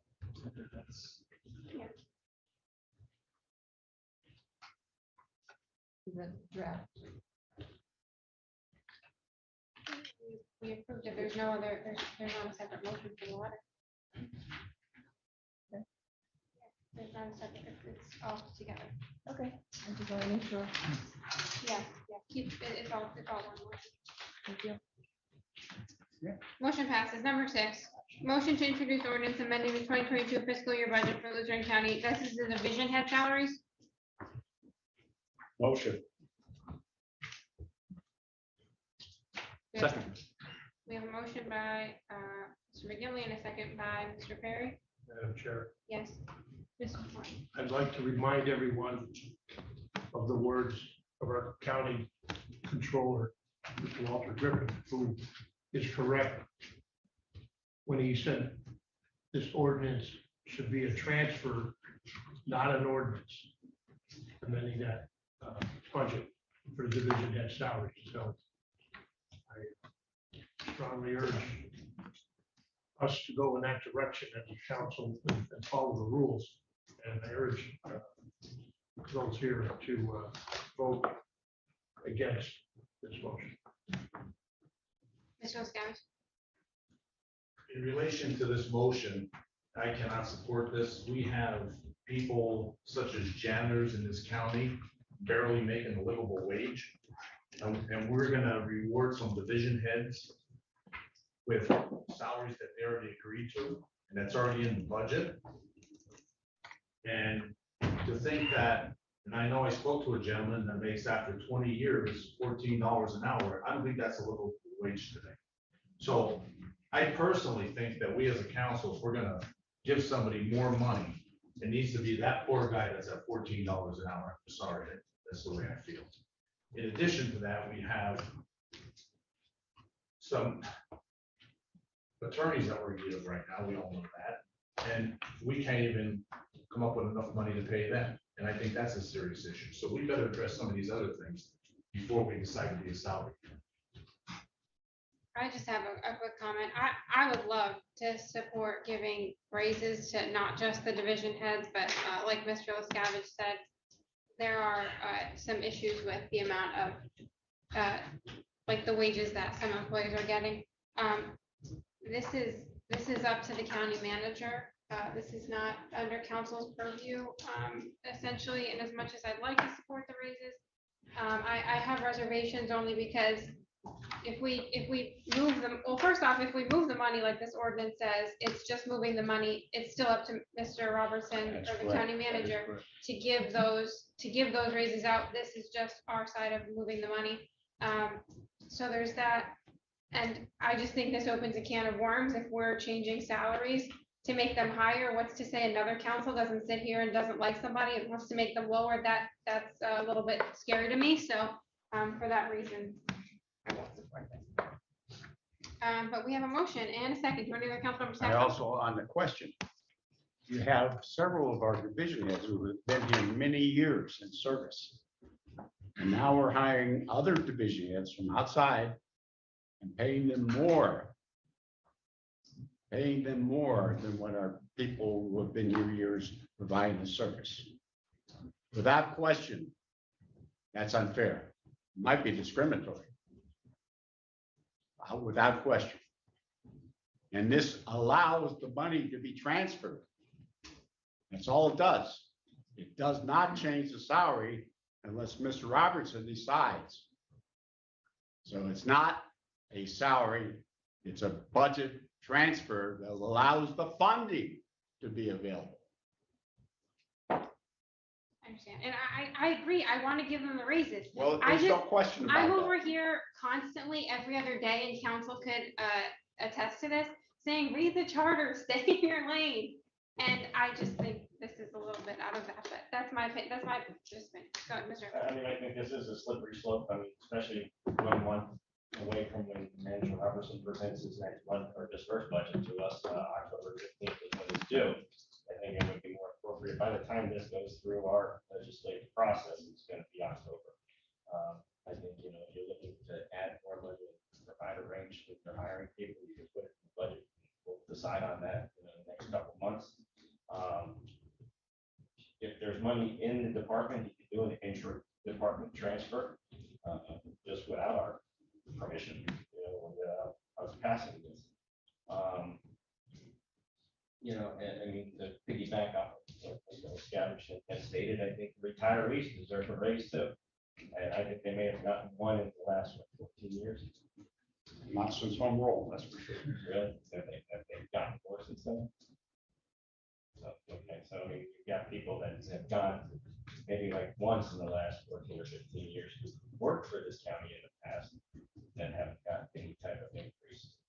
So, you know, looking at the top end, I mean, in the corporate world, unfortunately, people come in a certain year, maybe 20, 30 years ago, their salaries go up a little bit slower over time. I mean, and times change, yes, newer employees sometimes make more coming in, and that's just the nature of the beast. I mean, this isn't really a union shop where I think you've got division heads, they all have different credentials, people are different degrees, different aspects of work, less or more employees. I think, you know, their salaries are predicated upon when they were hired. They signed on a dotted line proving that that was the salary that they wanted at the time.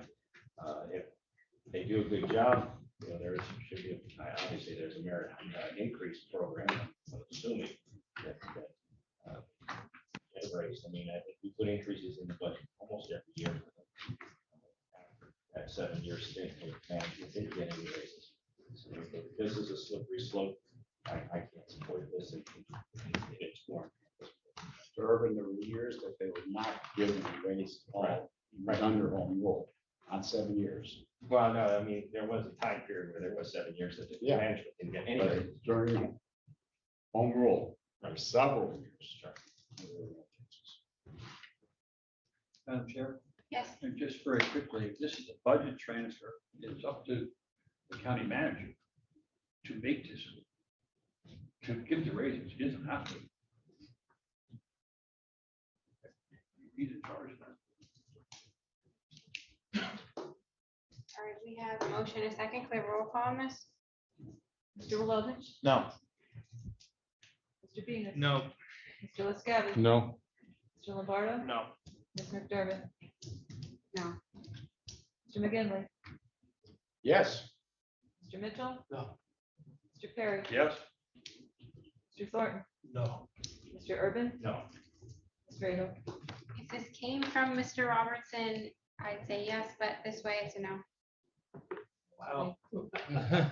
No pressure. Thanks for the vote of confidence. Certainly send a message to the division heads about what their compensation should be. Ma'am, I'm gonna take a bold leap of faith. I couldn't agree. We're broke. I've tried to say that from child and youth services. You division head, department head, is here 28 vacancies. I didn't propose this. I don't think all division chiefs are created equal. This is my personal philosophy. Mr. Miscavige, I think, is on point on this one. I absolutely agree. But I don't think you start at the top. And the division heads signed up, Mark is in the back. The new guys, this is what you signed up for. And when they signed up, is that equitable? I don't know, but I'm dealing with the cards that I have. And I'd much rather commend you because you two got a personal brief from our public defender for a short period of time. We have holes here and this, I don't think will be where I start. Thank you. Thank you, Mr. Robertson. Okay, moving on. Number 7, we have motions regarding the budget calendar and process. So someone will have to remove that from the table. So. Second, Venus. Roll call on removing from table. Mr. Venus? Yes. Mr. LaScavitch? Yes. Mr. Lombardo? Yes. Ms. McDermott? Yes. Mr. McKinley? Yes. Mr. Mitchell? Yes. Mr. Perry? Yes. Mr. Thornton? Yes. Mr. Urban? Yes. Mr. Malone? Yes. Ms. Radel? Yes. Okay, it's removed from the table, so we have a motion to approve the budget calendar. Motion, Venus. Second. Motion by Mr. Venus, second by Ms. Urban. Mr. Urban? Okay, roll call. Mr. LaScavitch? Yes. Mr. Lombardo? Yes. Ms. McDermott? Yes. Mr. McKinley? Yes. Mr. Mitchell? Yes. Mr. Perry? Yes. Mr. Thornton? Yes. Mr. Urban? Yes. Mr. Willoughby? Yes. Mr. Venus? Yes. Ms. Radel? Yes. Unanimous. Motion passes. Okay, so number 8, we have nominations and appointments to boards and commissions. First one is the Arts Advisory Board. Motion to open nominations. Second. I'd like to nominate Judith Hold Coulter. on. you have to- Hold on one second. Do we, Ms. McDermott was, motion to open. she I opened? think John got it. And you need a All in roll favor? call? Aye. Thank you. Okay, nominations are open, but now we have to, so we know, we have 4 openings. There's only 3 applicants, but we have different terms here. So there's one to 22, there's one to 24, and then there's one to 23 or 25. So Just explain it or no? The resolution that was passed, or you're creating this new board, required that initial appointments be 5, 6 different years. We are still missing the 1 year and the 3 year. Any additional appointments after that over a 5-person board can be either 2 or 4, but we are missing the 1 year and the 3 year. And we can't go till the end of next year because that would be more than a year, so it only run till the end of this year. That's why it's only till December of 22. okay, so nominations are open. I'd like to make nominations that we appoint the 3 members to the board. There's 4 openings. Ms. Mulder would be the 1 year and the other 2 would be 3 year. Second. Nominate all 3. Well, when order, one's 22, No, one's these are 23, one's separate 24, resolutions. one's 25. So one's till the end of this year, and the other one's next year and. following. 22, 23, 24. They're separate resolutions. so- Was it 23, 24, 25? 22, 23, 24, 25. 22, 23, 24. Ms. Bowler would be 23. Mr. Pivich would be 24. Ms. Reynolds would be 25. We're missing the required one. Yeah. Oh, we the need the 1 year is required. We're at September. Yeah. We're talking about December. I agree. It's required though. It's sort of like crazy to be talking about 2 months. That was the way it was set up though, with 1 required 1 year term. So we can reappoint them as long as they keep their, I think we should just explain to them that they need to make sure their application is in and up to date. And we can just reappoint that person if we choose to. All right, so Let me just do one more for- let's do nominations because they're separate resolutions. okay, can we do the nominations and appointments for the 1 year? So the 1 year. We'll do them separate, 1 year. Motion for Judith Mulder. Second. Who's the second? We have any other nominations for the 1 year? Second one, Ms. Mitchell. I got it. I make a motion for Brian Pippin for 1 year. Are we doing a roll call or we're We're going? we have to, nominations are open though, so. Second. for Mr. Pippich.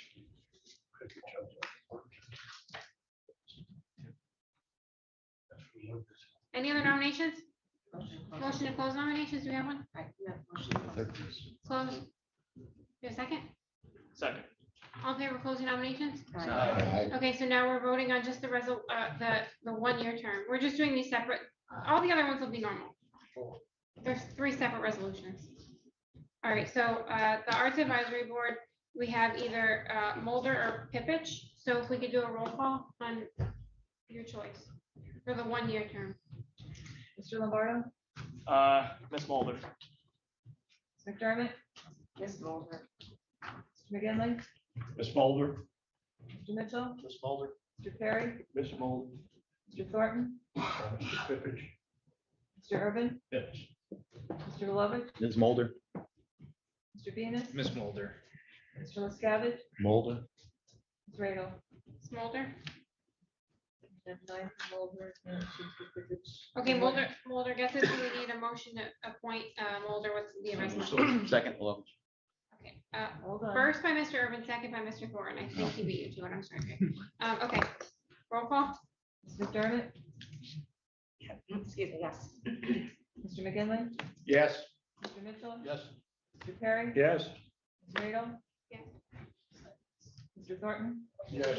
Mr. Urban. Yes. Mr. Lovett. Yes. Mr. Venus. Yes. Mr. LaScavitch. Yes. Mr. Lombardo. Yes. Unanimous. Now we have the, 3. we have Second. the 3-year or, but there's also a 23. There's a 2-year. The 24 is required. Okay, then let's do the 2-year. Motion to open by Ms. McDermott. Second. All in favor? Aye. Nominations are open. I would like to nominate Brian Pippich for that term. I'll second that. Motion to close nominations. Second.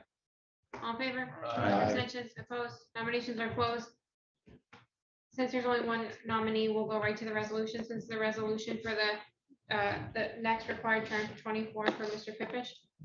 Roll call. Mr. McGinley, Yes.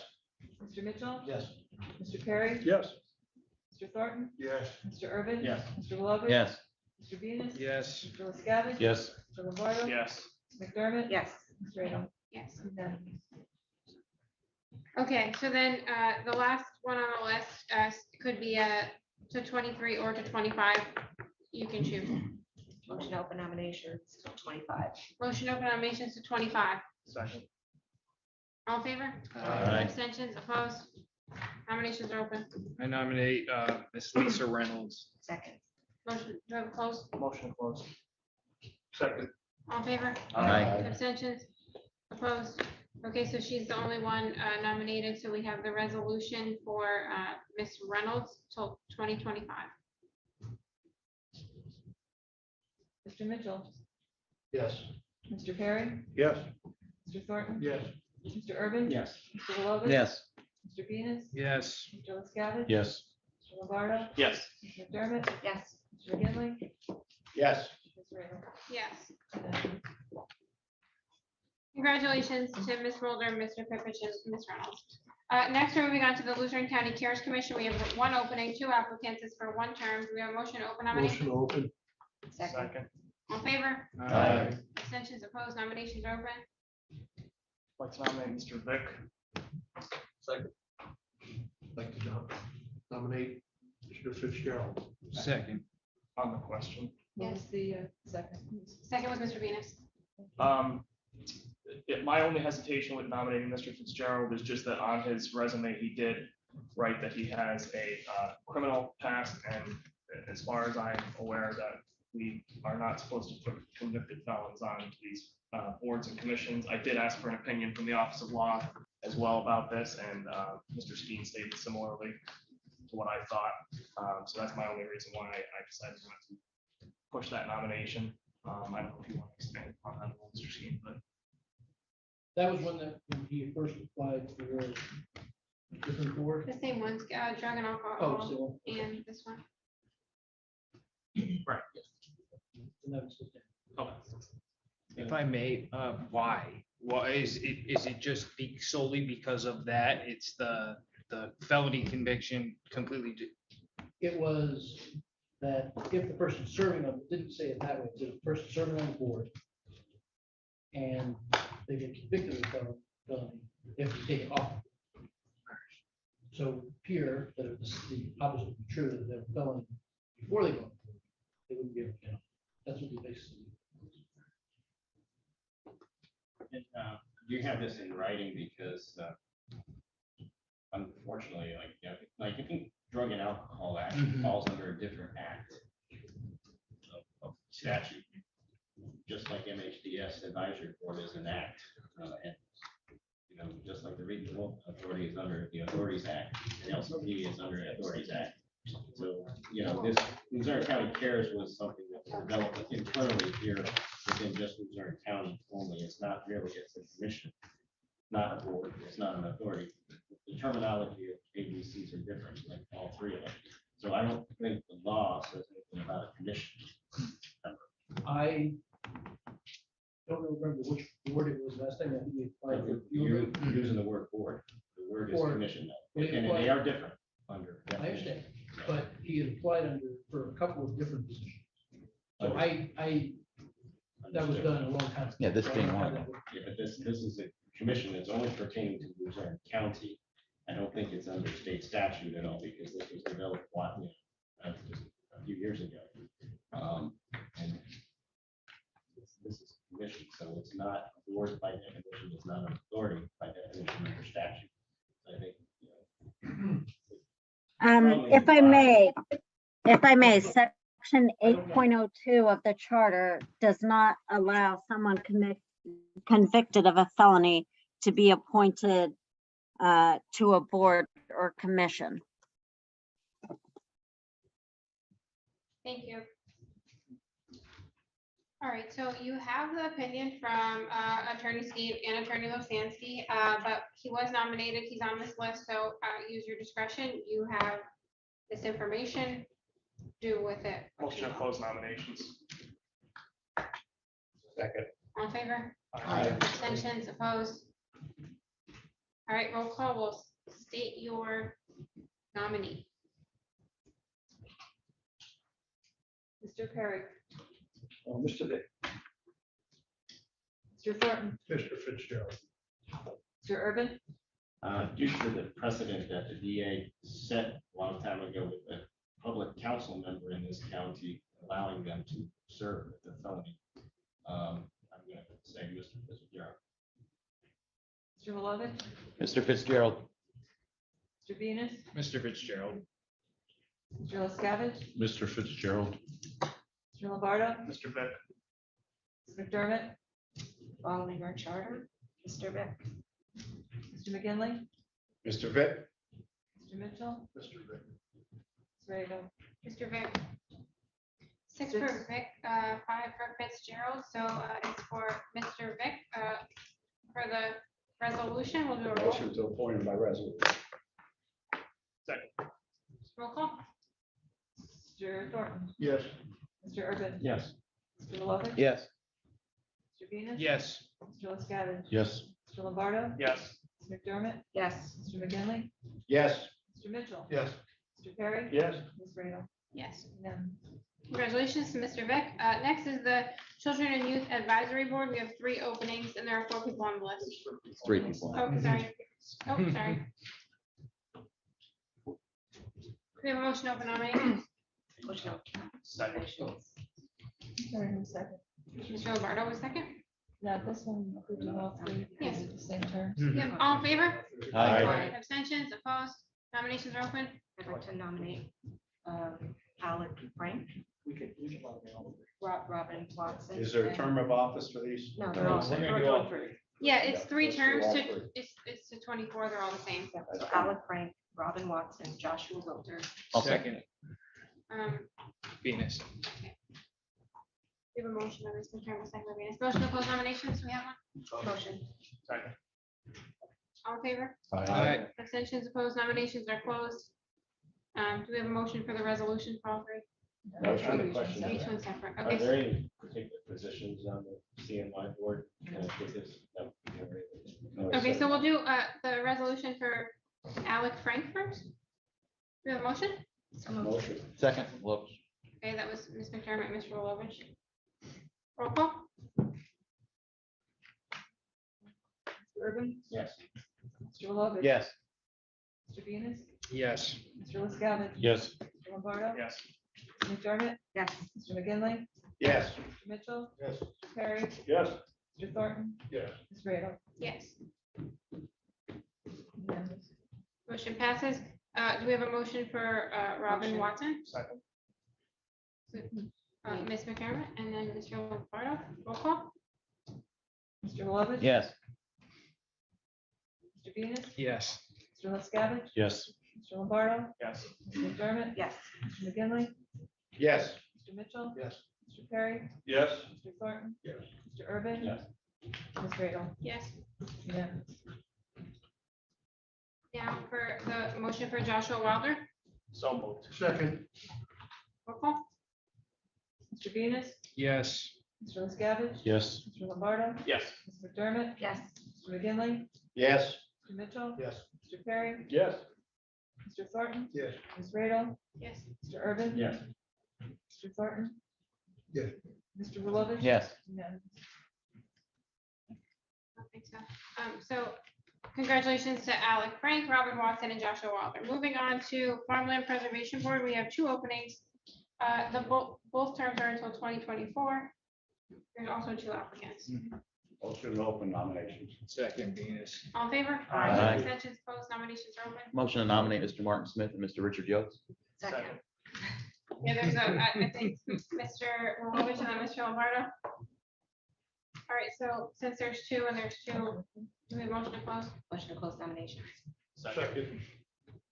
All in favor? Aye. Abstentions, opposed, nominations are closed.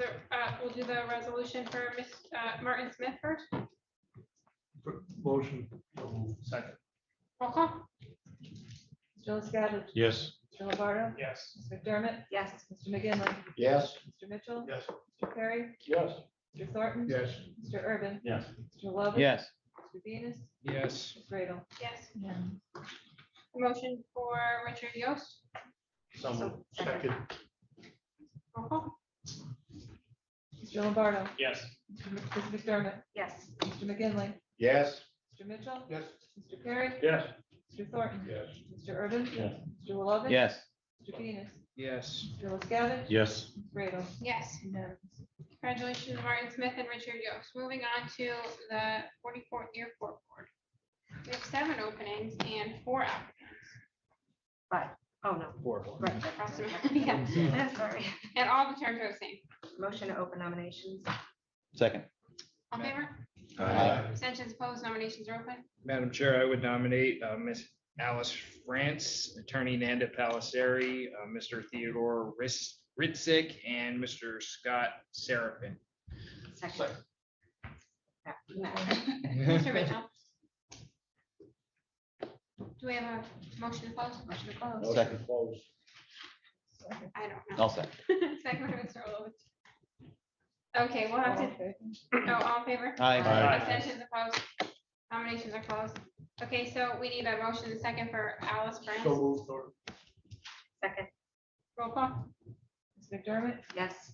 Mr. McGinley, Yes. Mr. Mitchell? Yes. Mr. Perry? Yes. Mr. Thornton? Yes. Mr. Urban? Yes. Mr. Lovett? Yes. Mr. Venus? Yes. Mr. LaScavitch? Yes. Mr. Lombardo? Yes. Ms. Radel? Yes. Unanimous. The next one for, you did a great job. Nanda, I know. Oh, Nanda, okay, good. So that's it, Nanda Palisseri. So moved. Second. Roll call? Mr. McGinley, Yes. Mr. Mitchell? Yes. Mr. Perry? Yes. Mr. Thornton? Yes. Mr. Urban? Yes. Mr. Lovett? Yes. Mr. Venus? Yes. Mr. LaScavitch? Yes. Mr. Lombardo? Yes. Ms. McDermott? Yes. Ms. Radel? Yes. Unanimous. We have a motion for Theodore Ritzik. So moved. I think it was Mr. Mitchell, Second. second by Mr. Lombardo. Roll call? Mr. Mitchell? Yes. Mr. Perry? Yes. Mr. Thornton? Yes. Mr. Urban? Yes. Mr. Lovett? Yes. Mr. Venus? Yes. Mr. LaScavitch? Yes. Mr. Lombardo? Yes. Ms. McDermott? Yes. Mr. McGinley? Yes. Ms. Radel? Yes. Unanimous. All right, Scott Seraphin, So moved. Second. Venus. it was Lombardo and then Venus. Mr. Perry, Yes. Mr. Thornton, Yes. Mr. Urban, Yes. Mr. Lovett, Yes. Mr. Venus, Yes. Mr. LaScavitch, Yes. Mr. Lombardo. Yes. Ms. McDermott, Yes. Mr. McGinley, Yes. Mr. Mitchell, Yes. Ms. Radel. Yes. Unanimous. Congratulations to Alex France, Neander Palisari, Theodore Ritchik, and Scott Seraphin. Next, we have the Luzerne County Planning Commission. There are 3 openings and 1 applicant. All the terms are to 2025. Motion to open nominations. Second. All in favor? Aye. Abstentions opposed, nominations are open. I make a motion to, or nominate Peter Kiddish. Second. Motion to close, Motion. Second. Mr. Venus and then Mr. Lewis. All in favor? Aye. Abstentions opposed, nominations are closed. Do we have a motion and a second for the resolution? So moved. Second. Venus. Roll call. Mr. Thornton, Yes. Mr. Urban. Yes. Mr. Lovett. Yes. Mr. Venus, Yes. Mr. LaScavitch, Yes. Mr. Lombardo, Yes. Ms. McDermott. Yes. Mr. McGinley, Yes. Mr. Mitchell. Yes. Mr. Perry, Yes. Ms. Radel. Yes.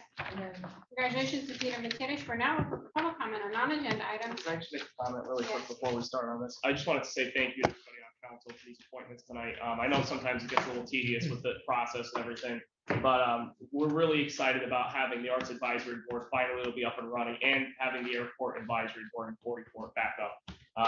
There are some fairly large projects in that area that are going to be needed to be addressed at some point soon. So having these new people on these 2 boards in particular is very important and very special to me especially. So thank you very much for that. Thank you both. All right, we have, anybody else before we start? Daniel Kurz. Mr. Kurz, it says you reside in Scranton, that's Lackawanna County. Do you own a business or property in Luzerne County? No, I'm a frequent visitor and I shop. Okay, so unfortunately, these are for residents or landowners in Luzerne County. I did not know that. I'll sit down. I apologize. Mr. Knapp?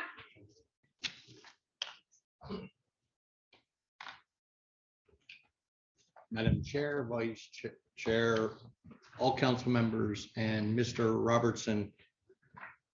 During the public comments meeting or comments of a last meeting, council meeting, after the work session, I raised a question about the condition of the bridge that allots the premise for the former prison CSI the state currently owns. I'm not here to step on any toes. I understand it's a representative that presented this. But the fact of the matter is 30 representatives were to this site. So it seems to me that this is something that is trying to be ushered in as a probability, a possibility. The article published by the Times Leader February 15th states, according to prior reports, the Central Poor District of Luzerne County established an almshouse for the indigent there in 1878. A hospital for those with mental health conditions was added in 1900. The property was known as the Retreat Hospital for the Insane and Almshouse for 30 years and renamed the Retreat Mental Hospital in 1930. The county operated the facility until 1943, when it was transferred to state control. I bring this subject up because since that meeting, I have discussed the topic with a former guard from the former SCI retreat. That person explained that one of the reasons for closing was because of the liabilities regarding the bridge and personal safety. All 30 representatives that were present for this photo op,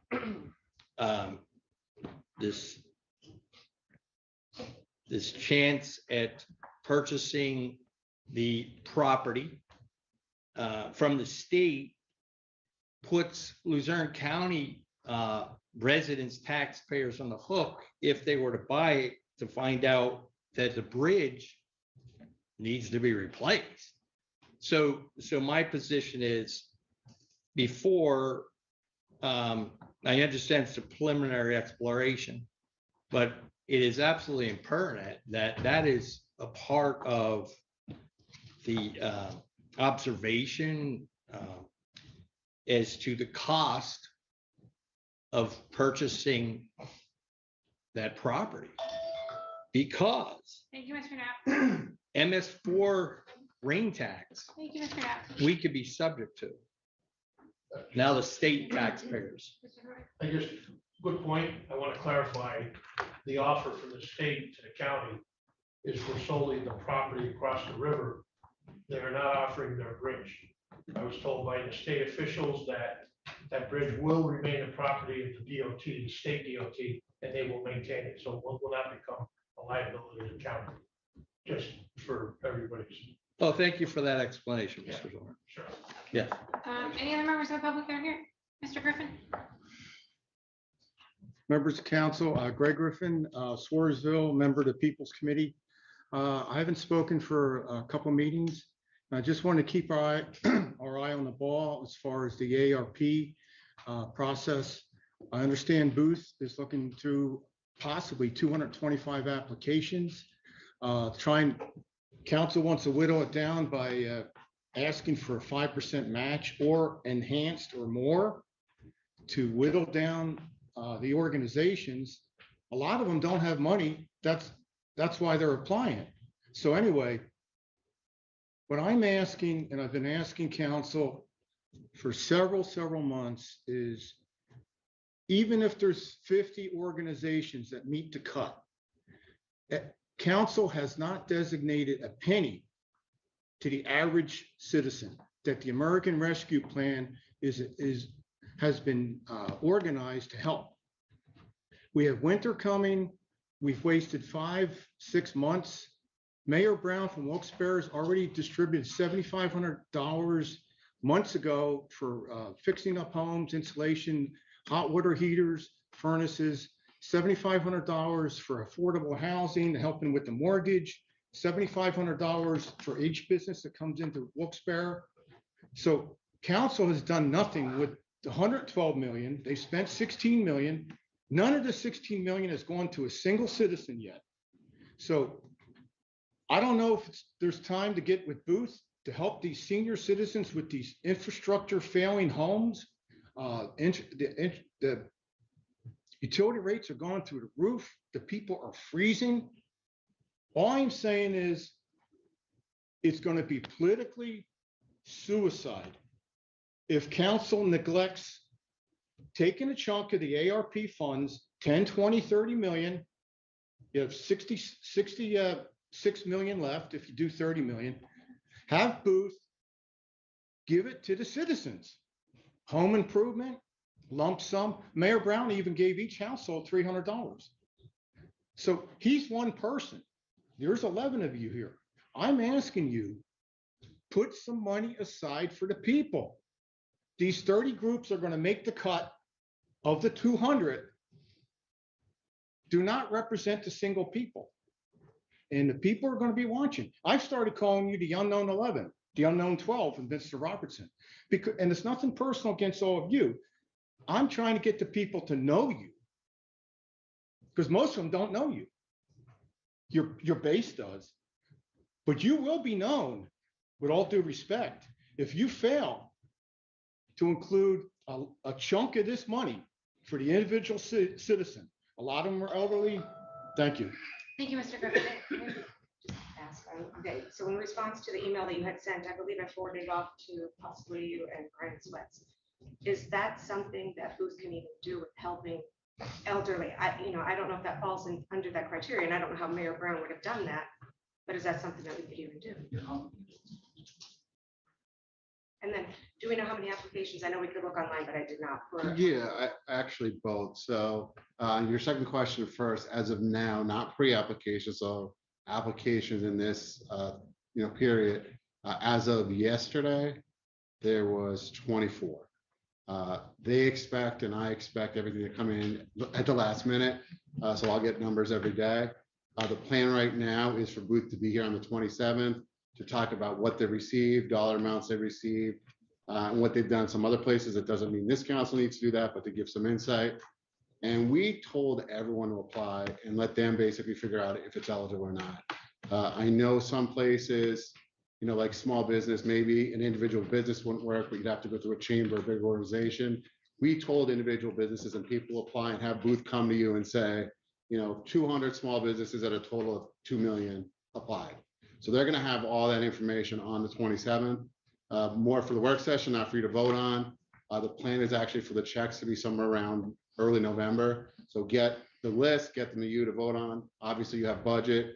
That's why we put the schedule together to kind of have that off week. If we stick to the schedule of doing some other county business, but that's the intent. So we didn't, everybody could apply. They also have technical assistance. So they've been kind of walking you through that if you put in as an individual or business and they felt your application was incomplete, not only is there the web page and the email address, but they've been going out and saying, hey, you need to add a budget and here's the link to where a budget is.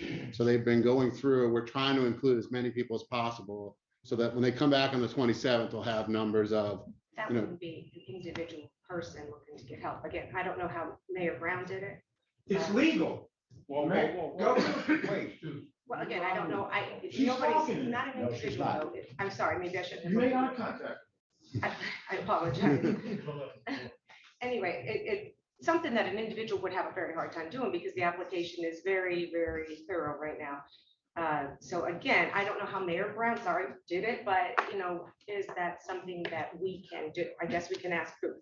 yeah, I think two things. One, we can ask Booth, and two, that if you look at Wilkes-Barre's program, and I brought this up 6 months ago, the last time it was very tailored to income. You can't just give every citizen even $100.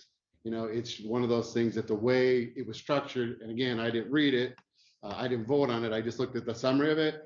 There was income guidelines, there was household guidelines, so there is a way. They're going to argue that they did it. They absolutely did do it. I'd like to defer to Booth, and as I said, my intent and Booth's intent is to have someone here next meeting in person at the work session to give us information on who applied, maybe not by name, but by numbers and by buckets. And then you can ask Booth questions. Mr. Thorne? Mr. Swins, I think we said in the last meeting, 2 weeks ago, the drop dead date for applications submitted is the 15th of September. Correct. So it's 4 p.m. Hours from now. Correct. All applications have to be in. Yes. If applications are received after that date, they're not going to be considered. Right? Correct. I think the only exception would be if something was sent in at like noon and there was a technical assistance, they're helping them with it. So yes, you have 90% of it in, but if nothing is in by 4 p.m. on the 15th, 4 p.m. it's 4 p.m. It's on the website. Yep. It's not midnight, 4 p.m. on the 15th. So we have less than 48 hours. Yes. So everybody knows. Yes. Thank you, Mr. Spice. Sure. Thank you, Brian. Okay, members of the vote, Mr. Griffith? Griffith? Mayor Brown Mr. had, Griffin, you had your 3 minutes. oh, I thought you said me. No. Okay, Griffith, Griffin. He's right behind you, too. We're related. Sit down. I'm sorry, I'm sorry. That's great. I'm sorry. Are you done? Are you done? Okay, good. My public comment is on the, first of all, I want to thank Mr. McGinley for bringing the motion to table that ordinance or the resolution. Clearly wants to make it clear that this council is not going to allow lack of transparency. Unfortunately, he wasn't successful in his motion. Council needs to do something to the administrative code or to their bylaws that clearly states the appointments to division heads must be divulged to the public before the meeting. That's important. And I appreciate Mr. McGinley's motion. Unfortunately, he wasn't successful, but council needs to pay attention to transparency in this county. There's no reason in the world why that name was not put on the agenda. None. This is a public entity. Second thing I want to talk about is the issue with the ordinance to pay the division heads more money. I certainly agree with the members of council that voted against that ordinance as well. However, to Mr. McGinley's point, if we're going to say we can't give division heads equal pay, then why are we hiring division heads higher than the budgeted salary? We're hiring two division heads higher than we budgeted by this council. That should never be allowed. If in fact you're telling Mr. McGinley that you don't like his ordinance to transfer money to pay everybody equally because you don't feel there's enough money to do that, or, you know, other people have the right to get a pay raise, then why are we allowing the manager to hire division heads higher than the budgeted amount? The budgeted amount for that position was $91,000, and this council voted to allow him to hire somebody at 94. You turned around and voted against Mr. McGinley's ordinance to give a pay raise to the other division heads because you didn't think that we had the money to do that. But you allowed the manager to give $4,000 more for two people that were just hired less than a month ago. I don't understand the logic. If you have a budget that says it's 91, it's 91. If the manager wants to give 94, he can clearly do that. He could do it by transfer, he could do it any way he wants. But this council should not be sanctioning the ability for the manager to pay more money than you all approved in your budget. That's just wrong. And it's hypocritical for the manager to tell this council that he did not approve Mr. McGinley's idea because he feels that everybody else should get the same pay raise. But at the same token, he gave somebody a pay raise when he hired him. And he put it in an ordinance or in a resolution for you all to vote on. It's just wrong. It's hypocritical. Stick with the budget. And if he wants to give transfers, he's welcome to do that. It's within his powers to charter. You can do that. Thank you. Mr. Griffin, any other members of the public? Okay, we have some hands raised on the Zoom. Michael Lynch. Hi, how are you? I am well. Just state the municipality you reside in. Okay. First off, I'd like to start off by saying I want to acknowledge for the first responders. I know the snow correctional officers were present in the building, and I appreciate the job they do as well. Secondly, I would like to point out that there was a term Mr. Lynch, before you get into your public comment, can you please state the municipality you reside in? Sure, I'm sorry, Plains, Pennsylvania. Where? Plains. Plains. Got it. Plains, Pennsylvania. Thank you. Go ahead. Okay, I'd like to know why the county, when they post for job opportunities via the website, they list a certain set of qualifications. And during these qualifications, none of these supervisors at the prison who are in charge of safety of both staff and inmates meet any of those qualifications listed. Are we back to the good old boys network? Is that what we're doing here? And secondly, they're talking about sending money into the prison roof. Who's going to oversee that when they have an air conditioner they just installed that doesn't cool the building? They have showers that they installed within the past few years that are completely falling apart. They have a non-functioning fire alarm in the kitchen. They built a bathroom downstairs, which was never used. And these supervisors over there have no consideration whatsoever for the staff's mental well-being. And they're creating a hostile work environment, which was addressed with Mr. Rakovich, captains and lieutenants, to no resolve. How are we going to fix these issues? Thank you, Mr. Lynch. Yeah. Ms. Hartman?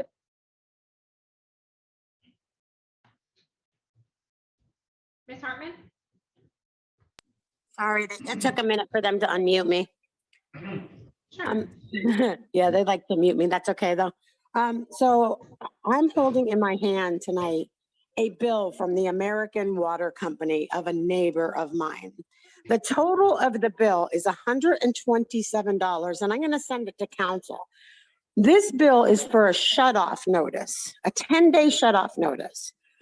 How in the world can the water company shut off somebody's water for $127 in this day and age? Now, we're there arguing where all this money's going to go, and Wilkes-Barre got money. Well, Hanover didn't get money. I don't know how they're doing theirs, and I'll find out. But when I saw this notice, they came to me, they ripped it up and brought it to me and said they just made the payment. But I'm like, how could you have a shut-off notice for $127.34? Does that make sense to any council person in that room or anyone that somebody's water in this day and age could be shut off for $124? Then I'd also like to address the jail. The jail has lots of problems since the murder of the gentleman a few years ago that happened in the jail. The current DA refused to investigate. The jail does not watch inmates coming in to make sure that they're detoxing right. There's a lot more things that need to be done in the jail other than the roof, and I'd appreciate those looked at too. Have a great night, and thank you for my time. Thank you, Ms. Hartman. Any other members of the public? Hearing none, do we have a motion to adjourn? Motion to adjourn. Second. All in favor? Aye. Opposed, abstentions, meeting's adjourned. We'll start the work session at 8:25. Recording stopped. Is it the one with the spill proof? So this one isn't one I normally use, but I actually like it. It's just Same one, but I got it for 100. So mine's camouflage. I thought maybe I was at a golf tournament and it was a gift. Well, it cost me like $40 there.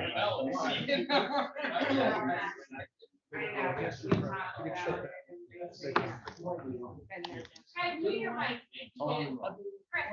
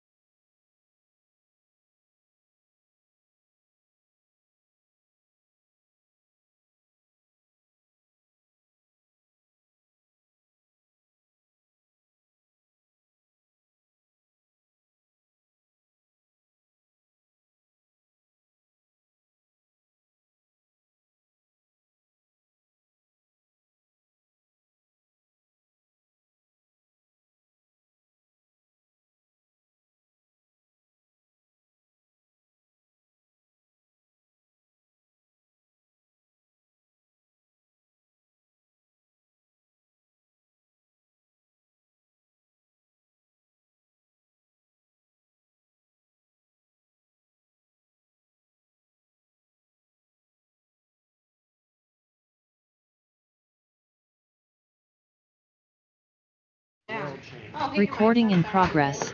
We're just jumping right into it. Are we all on? We already, because we're so used to, yeah, and we all were. I mean, All right, 8:32, we're calling the work session to order. We already did the pledge of allegiance in a moment of silence. We have a roll call, please. Mr. Venus. Present. Mr. LaScavitch. Here. Mr. Lombardo. Here. Mr. McDermott. Yeah, here. Mr. McGinley. Present. Mr. Mitchell. Here. Mr. Perry. Yep. Mr. Thornton. Here. Mr. Urban. Here. Mr. Lovett. Here. Here. All present. Additions or deletions? Make a motion, to change the order of the agenda. You have the number 3 go first, since Mr. Jones is here sitting through several hours. Number 2, I believe the controller's report is of importance. That's a once a year annual thing, and I think it's necessary that we do that tonight. And then 3 and 4 could be number 1 and 2, since we already have the reports. Part of my motion is at 9:30. So you want 3 and 4 as 1 and 2, Tim? Correct. Okay, and just so you're aware, Mr. McGinley, the controller report, this is in addition to his annual report. That's fine. I still think Ma'am, it's I important. have no report tonight. It was running past time, so I've chopped her off. No So manager bid. I'd be happy to talk to you, but I'm gonna respect you. We Okay, all if we're wanna be- gonna try to. It was gonna be on our child program and we hope to, but quite candidly, they're shot, so. Okay, so we're removing number 2, we're moving 3 To 1. to 1 and 4 to 2, and then, okay, 1 to 3. and 1 to 3. And 9:30 lunch. And a 9:30 time limit, let's go. Is everybody okay with these? This adjusting? Okay, do we have a motion to adopt the agenda? So move. Second. All in favor? Aye. Abstentions opposed, it's adopted. Number 1, we have the rezoning, discussion regarding the ordinance amending the Luzerne County zoning map to rezone one parcel of property totaling 41.17 acres in Newport Township. Mr. Jones, you want to speak to it briefly? Sure. Matt Jones, Director of Planning and Zoning. This is a 41 some odd acre parcel in Newport Township. This is north of the Wannabe neighborhood in Newport, if you're familiar with that area. Picture was provided to the clerk of council, which was forwarded to you and included in the packet, which was addended to the work session agenda this evening. The planning commission met just this past Thursday and discussed the item and voted unanimously to forward it to council for your adoption consideration. No neighboring opposition has yet been voiced. This would be the first of 3 meetings that you would require through your charter. The second meeting theoretically would happen in 2 weeks, where you would then possibly propose the ordinance for adoption. And then if all went well with this item, the third of 3 meetings would be held on October 11th. And that would be a public hearing and another and final voting session where this could possibly be voted on for final vote of approval. I am prepared to answer any questions, but it strikes staff as a seemingly reasonable request on behalf of the landowner, and I would at this time recommend you consider it be approved. Thank you, Mr. Jones. Do any council members have questions? Quick question. Mr. It's Norton? currently zone mining, right? That's correct, sir. Yes. And it would be, if it goes through, everything goes through, it would be zone residential. It would be zoned R2, yes, which And I is would a imagine- somewhat more dense residential neighborhood. R2 is a little more dense, but that's much better than mine. I'm just, the taxes would be greater, I think, from a residential property that size than a mining property. Is that correct or not? It's apples and oranges, and in comparison, the opposite might sometimes be true. If you had like if Nacero moved in across the street and actually put their plant in, they could end up generating quite a number of tax revenues for the local body and for all the other governing As it bodies in the exists area. now, though, the mining district there now, the taxes derived from that particular plot. If it were more actively used and there were residences instead of nothing, Yes, you would gain more in tax revenue into certain taxing bodies. The landowner has ambitions of, they actually have an approved subdivision plan that would extend Center Street as you see it on your map. And Center Street would become what's called Stern Stationary Road, and it would loop around the boundary of this property. Currently, the landowner just has ambitions of plunking in 3 additional residential lots that would extend east along the side of that road there on the western side of this subject parcel. They have some idea of maybe throwing up another 1 or 2 lots on the eastern side of this property, but that would be in the distant future. There is existing public sewer that can be readily extended in the western vicinity of this parcel. And Newport Township officials have told us that that's something that could be easily done, is cost effective, and they're willing to extend the road and the sewer to accommodate this landowner's ambitions of building a few extra lots on that side of the property. Thank you. Mr. Urban? How close in proximity is this to the proposed Macero site? That's a good question, Mr. Urban. I don't have the exact answer to that. I know it's not too far away, but I don't have a precise distance. I can get that for you at a next meeting if you'd like, or I could email it to all of council if you'd rather it quicker. I mean, I'm only thinking because, if you start putting residential lots in, you're gonna get people complaining, right? So the one thing I'm prepared to, it's an excellent question. The one thing I'm prepared to tell you about that is that if this were rezoned residential section 2, the land across the way would remain mining. The land across Center Street, or what would be called Stern Stationary Road, is currently unused, but it could become used for industrial purposes in the future. In terms of front yard setbacks, the residential area would require a 25-foot front yard setback between anyone's front porch or facade of their house to the street. The street would be 50-foot wide. And then on the other side, in the mining district, the front yard setback would be required at 40 feet. So if you add all that together, the closest someone's front porch could be from a Macero plant, for example, or any industrial principal structure that would be put up on the property across the street. The closest those two could be would be 105 feet away.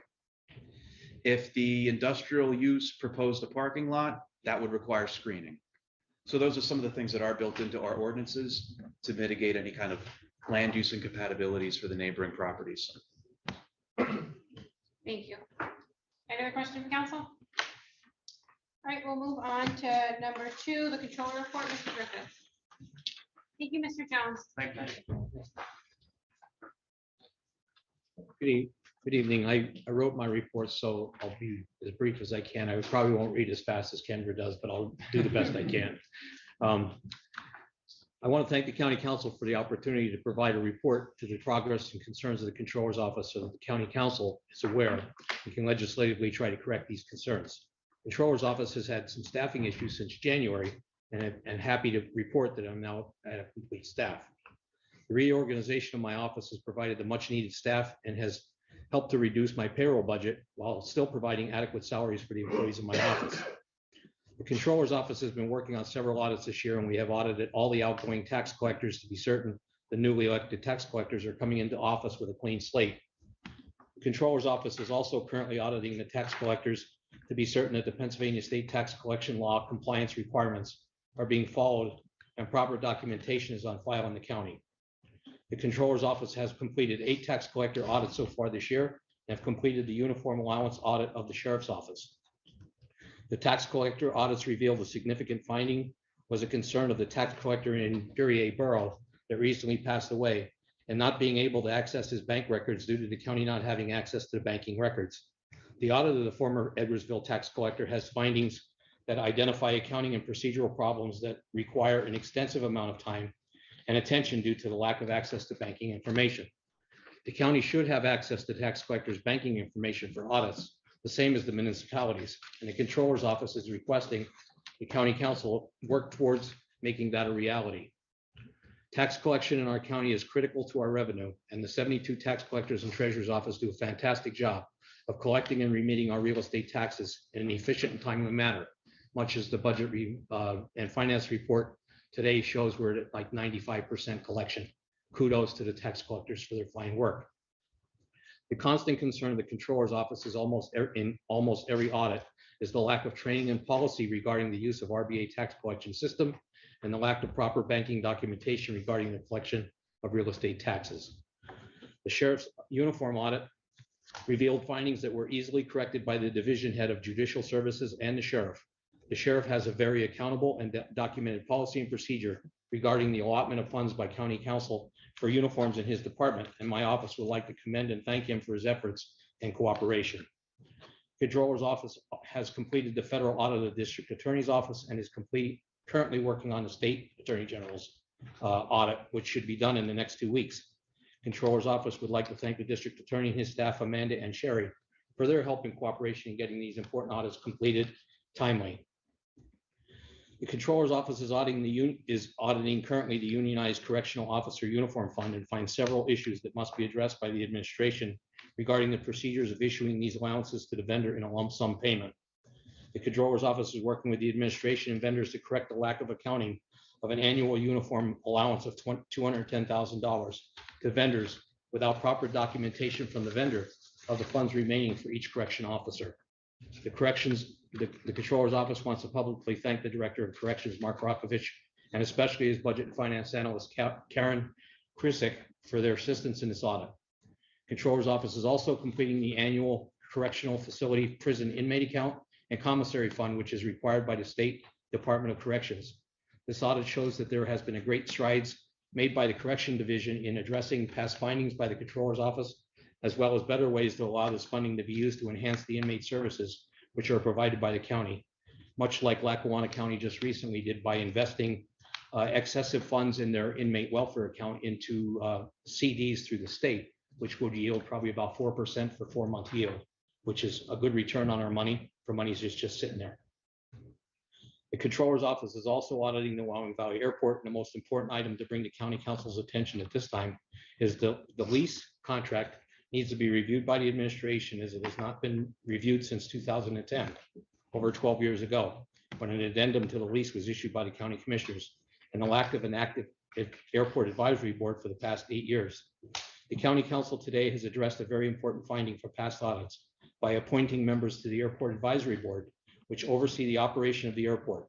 I want to publicly thank the county council, especially Vice Chairman Lombardo, for accomplishing this vital task. It's well welcomed and gives us oversight on the airport. The county council also needs to address an issue with Kronos time tracking system, which is a current concern for the county controller.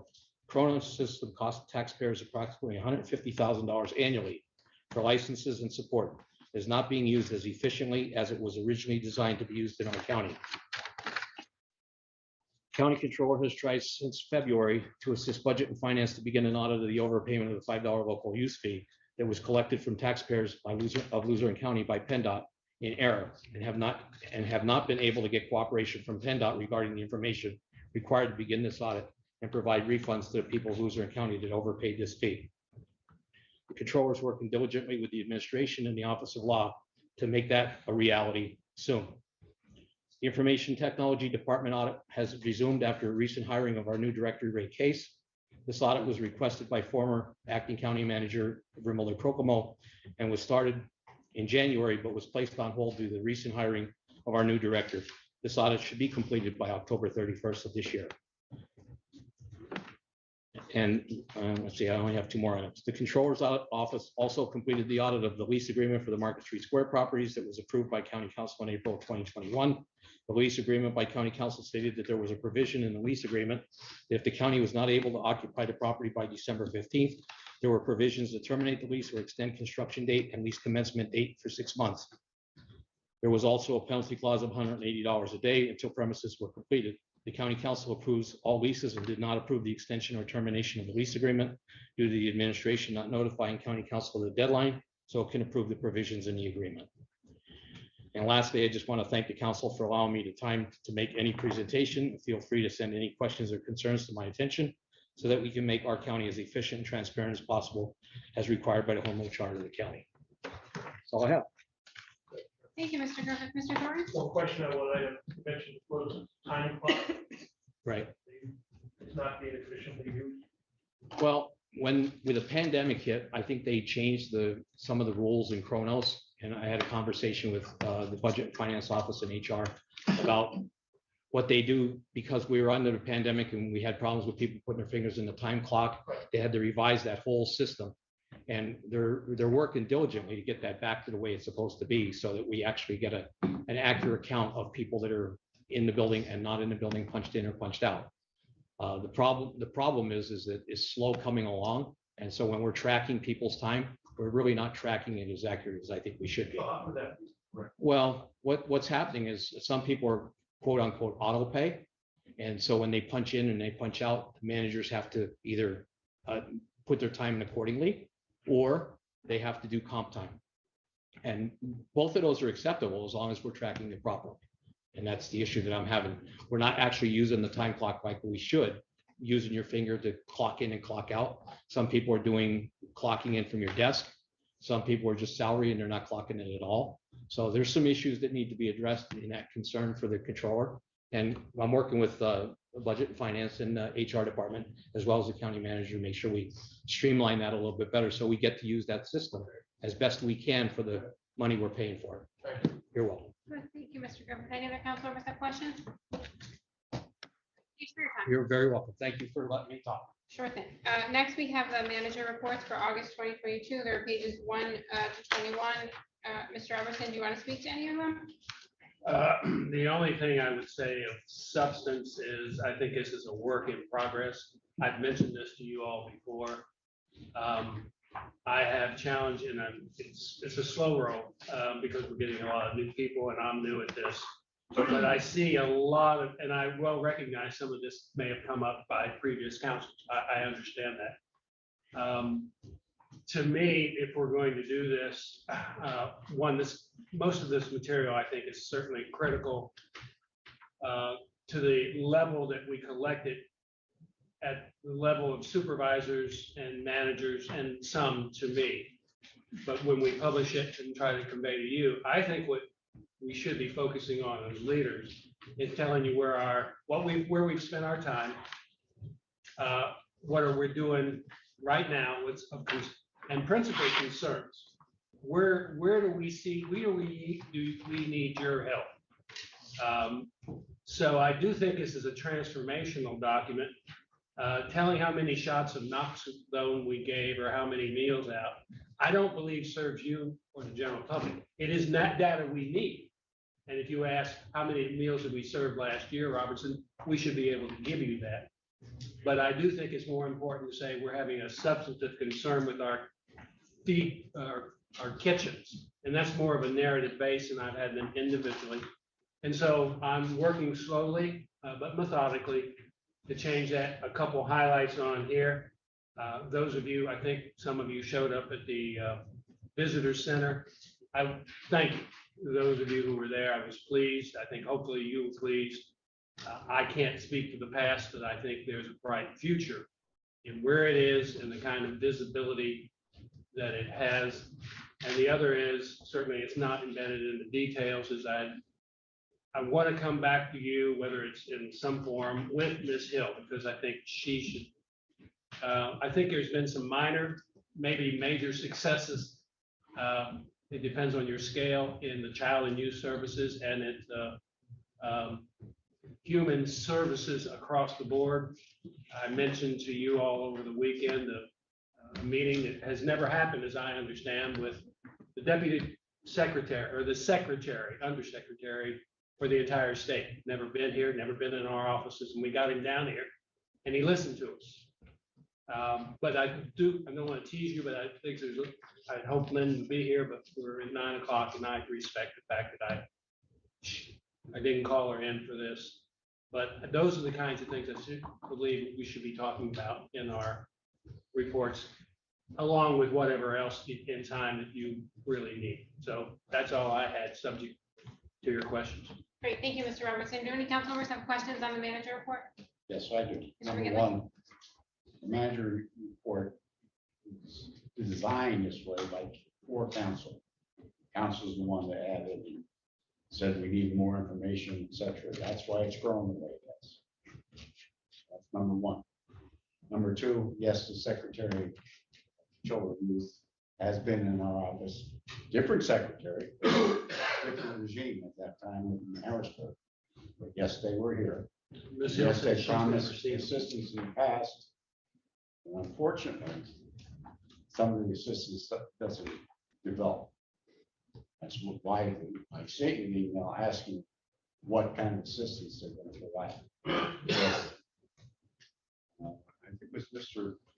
Scavage mentioned that he was in New York and billboards all over, people looking for people to work in children and youth services. And that's our major problem. We need staff in order to provide the services that those families need, children and parents. Thank you, Mr. McGinley. Any other council members? Now we'll move on to public comment.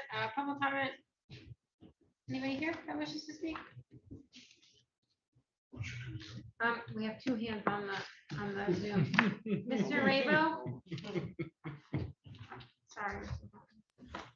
Madam Chair, this is Mark Rabo. Real quick, I just have one question with respect to the timeline with respect to the redevelopment authority and the loan for the bridge or whatever infrastructure project the council may decide upon.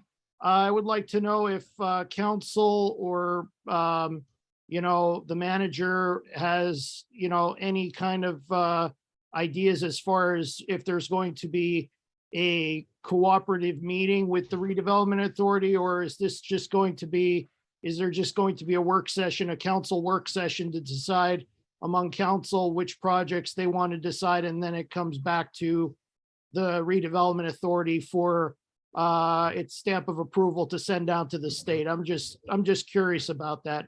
That's all I have, Madam Chair. Thank you. Thank you, Mr. Rabo. We could speak to the county manager and kind of work that out and get back to you in the next week. That's okay, Mr. Rabo.